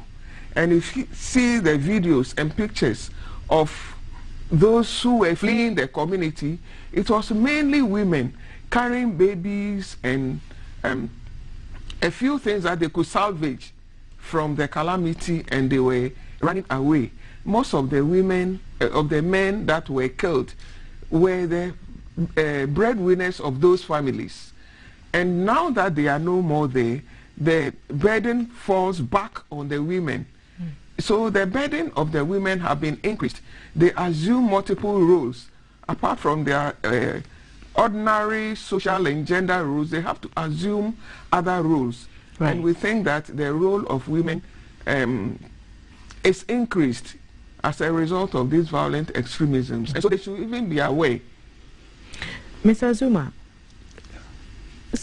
you are a man. If women are fighting their battle, why are you involved? Why would you be interested? Why should men be interested in violent extremism as it affects women? Well, it is true that we used to be in a man's world, but I want to say that... Are we in a woman's world now? We are no longer in a man's world, and things are changing, and things are changing very fast. We understand that if men do well, men will do better. So long as we don't allow women, we don't support women to do what they are capable of doing, then the whole society will be backward. So it is important for every forward-thinking man to support everything that women do, and especially when it comes to fighting violent extremism. It is particularly important for men to support the women, because initially we were thinking that extremism is only for men, but we begin to see that women are being co-opted into these extremist groups. So it is important to also spread education and awareness to women groups and women to understand that it is not only men that are involved in violent extremism. Very soon you see a lot of girls, a lot of young women going into some of these groups to join them and also fight on. Once that ideology is planted in them and they are able to move with the men. I'll come to you, Euphemia, to speak about the signs of someone being recruited. I just want to pick your thought really. Beyond just men saying, we support you, what concrete steps can they take to ensure that they walk the talk? Because it's always, oh, we support the women, but what concrete steps need to be taken by men to actually bring out the support in real terms? Well, I can use myself as an example. I'm here with Euphemia, supporting the cause of women. And I'm not only supporting the cause of women because I just want to do it. But if you look at the data, by the close of last year, there were about 363 attacks in West Africa, and mainly in Niger, Burkina Faso, Nigeria, and Mali. From January to June this year alone, there were 540 attacks in this country that we are talking about. Now, if you are a man, you want to sit back and say, well, because it is the men who flee and then they leave the women and the children who suffer, and so you don't want to support the situation, then it means that I don't think you are doing the right thing, you are not thinking well. Now, so what you can do to support the women is join the teams to begin to educate the populace about why it is important to support women, to build capacity, and also assist women to become agents of early warning. Women see a lot of things that we men do not see. When women go to the market and people come to buy, they are able to see, oh, this is a stranger in this community, in this market. Why is he buying this particular thing and not that one? They are able to decipher who may cause trouble. So once we support women, give us this information, then we all do well. Otherwise, we'll all be attacked, we'll all die, our children will suffer, and women will be the worst off. Now let's talk about the signs. What should be a red flag for people, not just women, for anyone at all, when they are in town or out and about and they come across a situation? What are some of the things that should immediately ring a bell to tell you you need to report this or that person? Okay. First of all, we all have to be very vigilant and watch out for strange things happening. Within our communities, we know the people we live with. And most of the time in our families, we know the character of people. And at a point, especially the young men, they begin to change. We realize that some of them will begin to be so glued to their phones because most of this recruitment is done through social media. So if you have a young person who ordinarily would not be that much interested in using the phone, and now most of the time you see him by himself, not wanting people to get near him. And that's a sign of active radicalization. It could be a sign. It could be a sign, okay. Yes.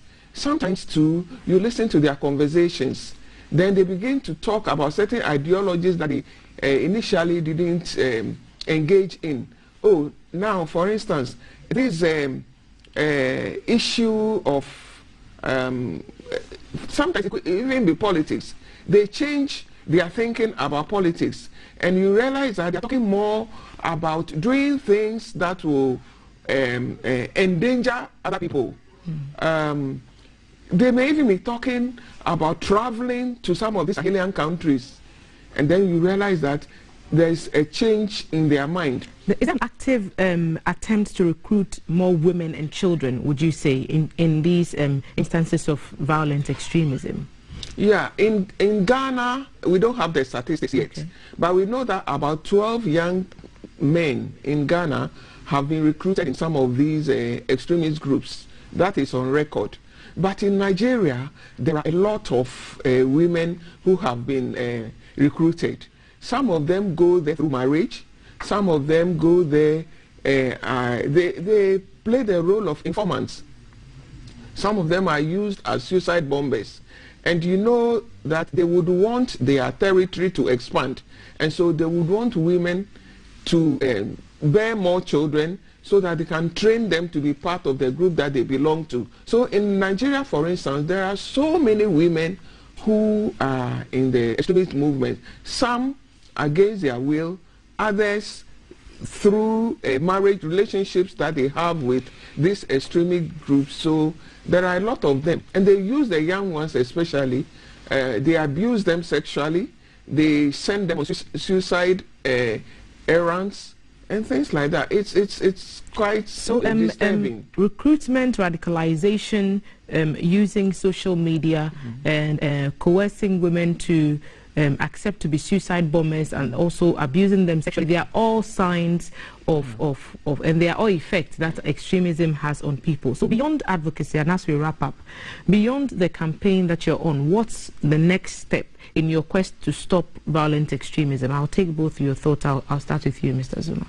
Well, the next step is to urge the state and the state apparatus to put in early warning mechanisms that will be able to identify some of these signs that we are talking about, and then design response mechanism that will stop this radicalization and extremism in their tracks. So a lot of education needs to be done, awareness needs to be created, and our porous borders need to be watched. And I need to let our landlords and landladies understand that it's not everybody that comes to rent a house in your it's a good person. So you need to keep an eye on who is coming, and don't follow the money and maybe give the place out to someone who might end up being an extremist or might kill you or someone close to you in the future. Yeah, for me, my focus will be on the women. We need to educate the women, even in the upbringing of their children. they should ensure that the children, they should acquire non-violent conflict resolution skills to be able to bring up their children. We know that in the family, siblings fight quite often. The manner in which the parents are able to resolve the conflicts will help the children to also imbibe these non-violent methods, so that when they grow up, they will be able to decipher violence from non-violence. When somebody comes to them with some ideas, they will be able to say that this one is an idea leading to violence, and then they will desist from it. How do people reach you quickly so that we can give space for the next segment? Okay, on our social handle, Nopsweco G8 Facebook, and the same for Twitter. So Nopsweco is NOPSWECO. Yes. Right. Network of the Peace and Security of Women in the ECOWAS space. Thank you, gentleman and lady, for coming on the program to explain violent extremism and how it affects women. Once women are affected, the whole society is affected, as you've explained, and we wish you well in your advocacy campaign. We are glad to have offered this platform for you to reach a few more people in your work, and we wish you the very best. Enjoy the rest of your day. Thank you. I've been speaking to Mr. Vincent Azuma, board member, Nopsweco, and also Madame Euphemia Akos Jato. She is president of Nopsweco. Nopsweco is the network for the peace and security of women in ECOWAS, and they work to create awareness about the effects of violent extremism and especially how it affects women and children. They are educating people to be more vigilant, be more aware of your environment, and be more aware of what goes on around you. Key caution going to landlords: do not rent out your premises to just anybody. Be sure of the people who are coming into your space, and let's all do a bit to protect this peace that we enjoy in our country. And you're still watching GTV Breakfast. There is a conversation bubbling on the lighter side of the set, and we'll get to that in a moment. For now, let's enjoy these strings.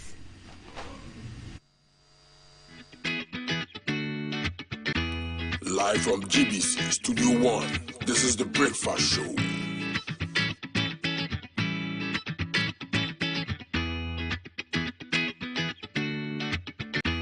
Live from GBC Studio 1, this is The Breakfast Show.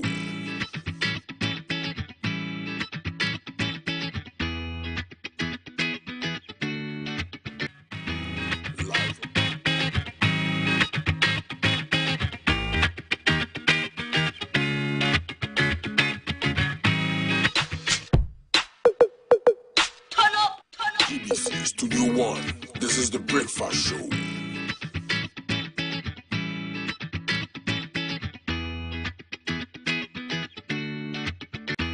Live from GBC Studio 1, this is The Breakfast Show.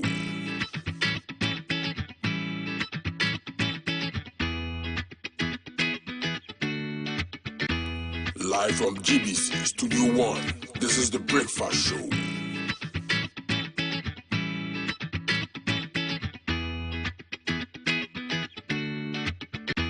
Live from GBC Studio 1, this is The Breakfast Show.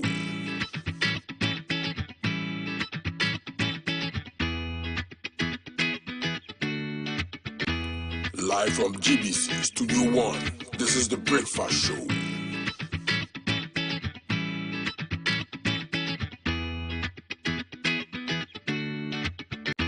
Live from GBC Studio 1, this is The Breakfast Show.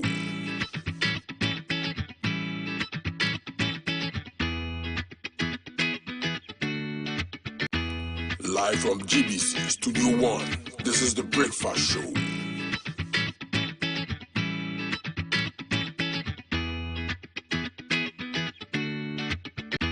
Live from GBC Studio 1, this is The Breakfast Show.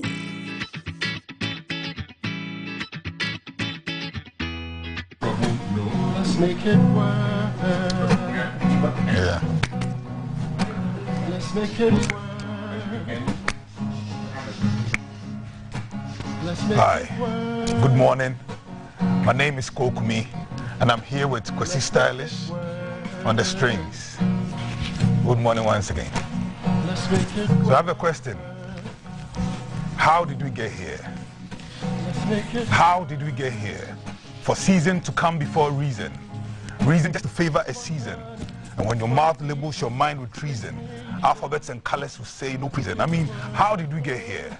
Your mama sold her clothes and bathed in dusty charcoal just to put you to school, fought for you, prayed for you, just for you to acquire enough knowledge for you to be selfish and stupid when an entire country is treasured into your hands. I mean, how did we get here? See, my father supervised the creative process of my signature, so I'm not ready to sign any shady deals just to afford any junk meals. My pops, he taught me right.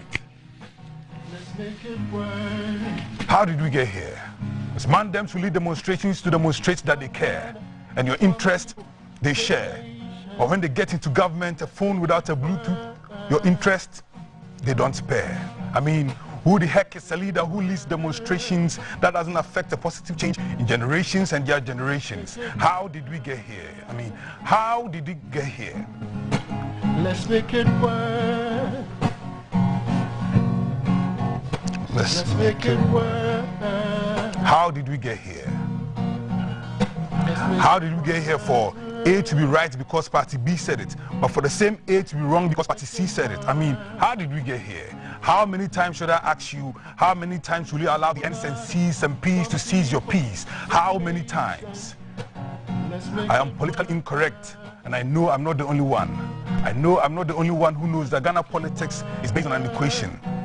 P times T over B minus L minus TPI is equal to 8 years, where P is equal to promises, T is equal to time, B is equal to buffoonery, L is equal to logic, TPI is equal to the people's interest. So promises times time over buffoonery minus logic minus the people's interest is equal to 8 years. I'm no Archimedes of Syracuse, so Q in the NPP, Q in the NPP, Q in the NDC, Q in the independents, and do the math. Some of us have given up. Some of us are about to give up our gentility to save the sovereignty.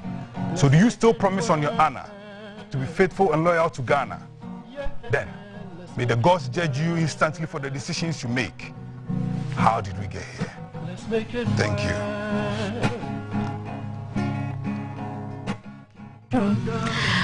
Well, guys, that's some soothing music and intelligent words from spoken word artist and musician. A spoken word artist is William Dubois Kumi. Yes, that's his full name and that's his real name. He's going to tell us why he has such an interesting name, and he joins me on set now. Welcome, welcome, welcome. Thank you for having me. So you have different faces of you.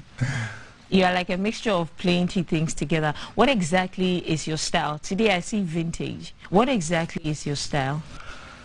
I would say I'm a bit avant-garde. Yes. Sometimes I just go with the flow. Okay. But I would say I'm a bit vintage too. I'm an old soul. Yes, you can tell. One thing I got from your bio, it says that you're a slam poet.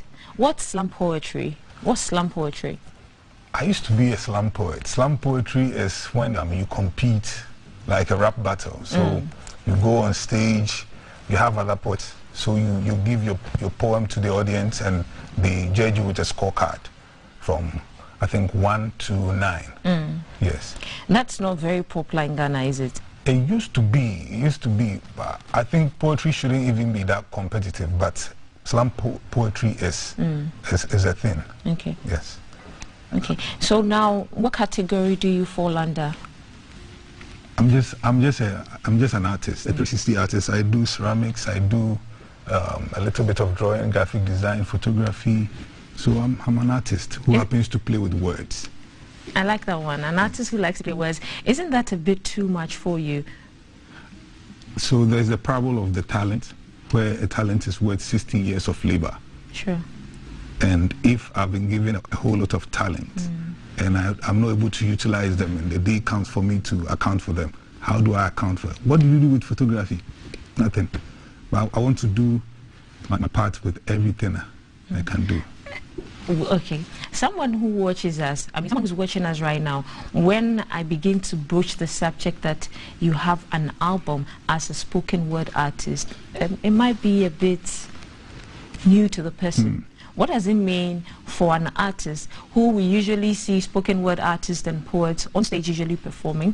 What does it mean when that same person says, I have an album? Okay, so an album of a spoken word artist is to a novel or a book, just like it is to a writer or to a movie director. Sure. So that is my way of putting out a compilation of my work. So I published the book in 2014, yes, and I realized that a lot of people listen more than they read nowadays. So why don't you just give them something to listen to? And people seem to love my voice too.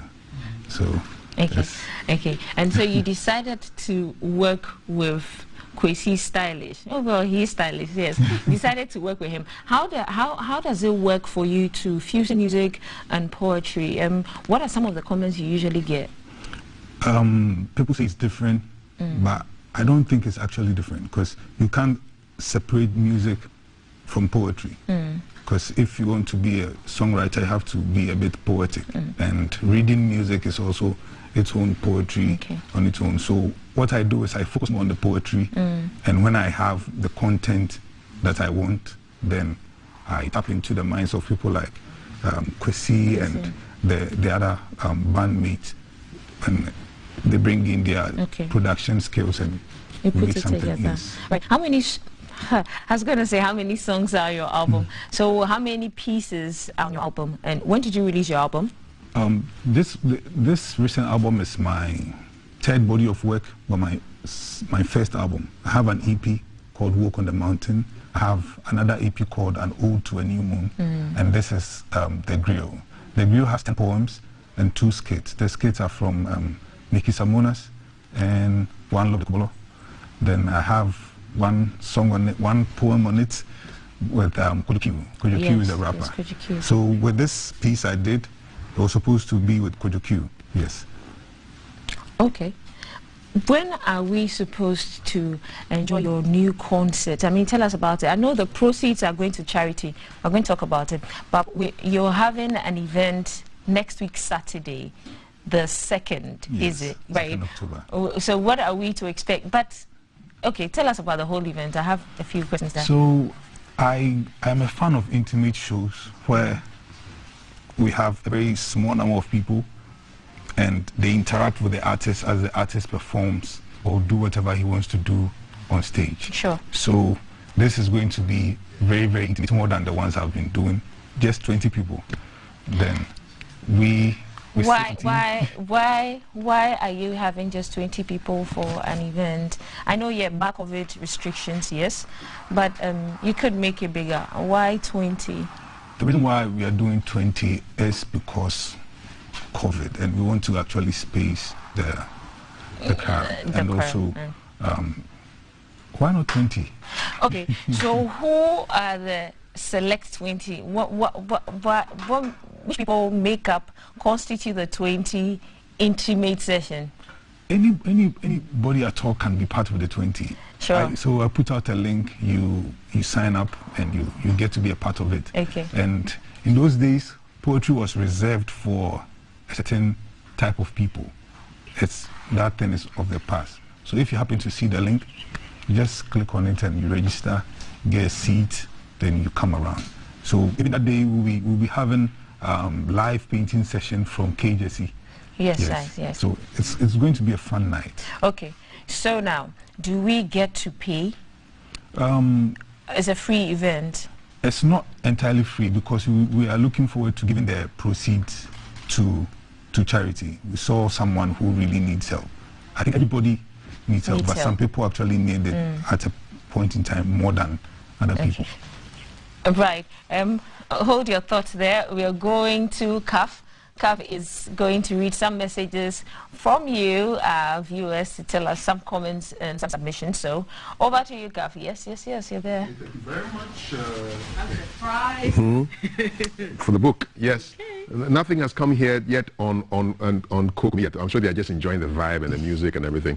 But people want to win the book. They want to win the free book. The question was, where was Ignatius Kutu Achampong born? Asante Mampong in the Ashanti region? No. Kumasi? No. Let me check out this one. Block that for me. He was born at Trabum in Kumasi from Frank Ntalegna Sakola. Nope.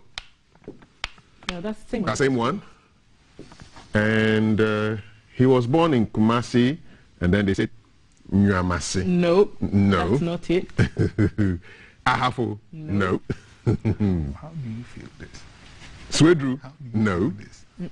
So keep your messages coming. None of you are winning anything right now. Okay. Interesting thing happening on the police service Twitter page, right? Missing pregnant woman at Takrady in Western Region reappearance. So the police are basically saying that they can confirm the appearance of one Josephine Penny Mensah, who at 9:30 on 21st September reappeared and was immediately sent to the Axim Government Hospital for medical attention. Was she pregnant or not? Since her disappearance, over 40 police officers were specifically assigned to track the whereabouts of the victim, and the family were given regular updates on police operations. And so they carried out this on a 24-hour basis, and they are commending the officers who have been working on the case. Following her reappearance, the police wishes to state the following. Police is heavily relying on medical experts who have examined her. Findings are that Josephine Penny Mensah was never pregnant within the period under review, following thorough medical examination by the medical doctors at the Axim Government Hospital. And finally, it ends with, she's now a suspect. She's during interrogation. She mentioned the European hospital in Takrady as a hospital for antenatal reviews and reassessment. Medical records at the facility suggest that the lady visited the hospital without pregnancy somewhere in October last year. Investigations also suggest the suspect may have conspired with other persons over a possible planned disappearance. 3 people have so far been arrested for further questioning on possible conspiracy charges, and the police is informing members of the public that adequate measures are in place to ensure she's safe as they continue their investigations. More worrying is that the fact that for a number of years, the regional command has recorded several false kidnapping cases where people conspire to create self-kidnapping incidents to make money out of ransoms. A team with support from the national headquarters has been put together to quell this emerging crime in the Western region, wishing to give the assurance that they will be continuing to revise their security measures to protect the people of the Western region and the rest of the country. Signed, Kwesi Ofori, Assistant Commissioner of Police. Self-kidnapping. Self-kidnap. So it's a new thing now. It's all about money. Yeah. Okay. I'm interested in who is winning the book, Kaf. Well, so far, we don't have anybody yet. Okay. So maybe tomorrow we'll continue. Sure. But do your research and let us know. First correct answer, we win a book. Book is yours. Okay, great. So that's it. Back to you, Val. Right, guys. Thank you. Okay, so Kokumi, tell us where the event is happening, what time it begins. The event will be held at Josie's Kappa Cappuccino. Say that again. Josie's Kappa Cappuccino. Right. In the airport residential. That's where I actually started all my intimate shows. Okay. So they sort of get the band to be the piece all the time, right? And it starts at what time does it begin? The doors open at 5:30. So you can come in and just hang around from 5:30, 6 weeks start. We will lock the doors if you don't come early. Because it's just for 20 people. Yes. Okay, so for our viewers and new fans and fans who would probably want to watch online, will you be streaming live? Probably. So we should keep our fingers crossed. Yes, you should just keep an eye on my social media pages for updates. Okay, so what are your social media pages? On IG is @_Kookumi, KOOKUMI. All right. Then Twitter is the same thing, @_Kookumi, KOOKUMI. Okay, so guys, if you want more information about this intimate event, you can go to Kokumi's social media handles and follow him, and then you can find out more information about what, when, and then if he'll be streaming live or not. We cannot end the show without you doing something little. All right. So let's have you guys do a little performance before we end. Okay. Interesting. So, all right. You know the song? Yes. Kitty, slow down. Slow down. So this is for the big girls. Those who want to call themselves ladies and women. Okay. This one is for you, so slow down. Ladies and women, slow down. Slow down for... This one is just for you. For all the makeups to get you there.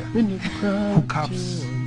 We can pile up a huge makeup for a huge breakup, so slow down. Because sometimes the images in the room may be distorted. Now this is for the big boys. Those who want to call themselves guys and gentlemen. This one is for you, so slow down. Slow down for all the beards and the fashion can't make a fraction or an height of what a man can be. You know, kings may be the throne, but gods remain gods until the end of time. So slow down, because this book is just for you. Now slow down and let me break it down for you guys. G-U-Y-S. Ghana Unwanted Youths. You are a needed youth. You are a necessary youth. I'm telling you so. Slow down, because this poem is just for you. Slow down, down, down. Slow down. I wish I could sing, but I don't have a singing voice. So, this is for the Kardashians, the Beyoncés and the wannabes. You are not Beyonce, because Beyonce is beyond seas. So slow down. They will tell you that you don't have time, but I say you have time. At night, a lot of stars appear in the skies, and they fight for their right to shine. But dawn, the true one stays and they shine more brighter. So slow down, because this poem is just for you. Now this is for me. All those poems I sent you with funny meanings, childish meanings, religious meanings, and supernatural meanings. They are part of my book that we try to share with you. All those rhymes I sent you lines. How sometimes I look one line. So I'm slowing down before I cut my throat to share. My heart is an empty tomb, made for good things, but sometimes I fill it with nasty things. So I'm slowing down. You are not an MPP, an NDC, or a CPP. So don't allow the N's and C's and P's to see peace. Peace. All right, guys. I mean, if you love art as much as I do, this piece right here was just amazing, guys. So make sure to follow us on our social media handles, and don't forget to follow the hashtag GTV Breakfast. We are on all your social media handles, Facebook, Instagram, Twitter, and YouTube. And we'll meet you here again tomorrow with another exciting edition of GTV Breakfast, guys. Bye.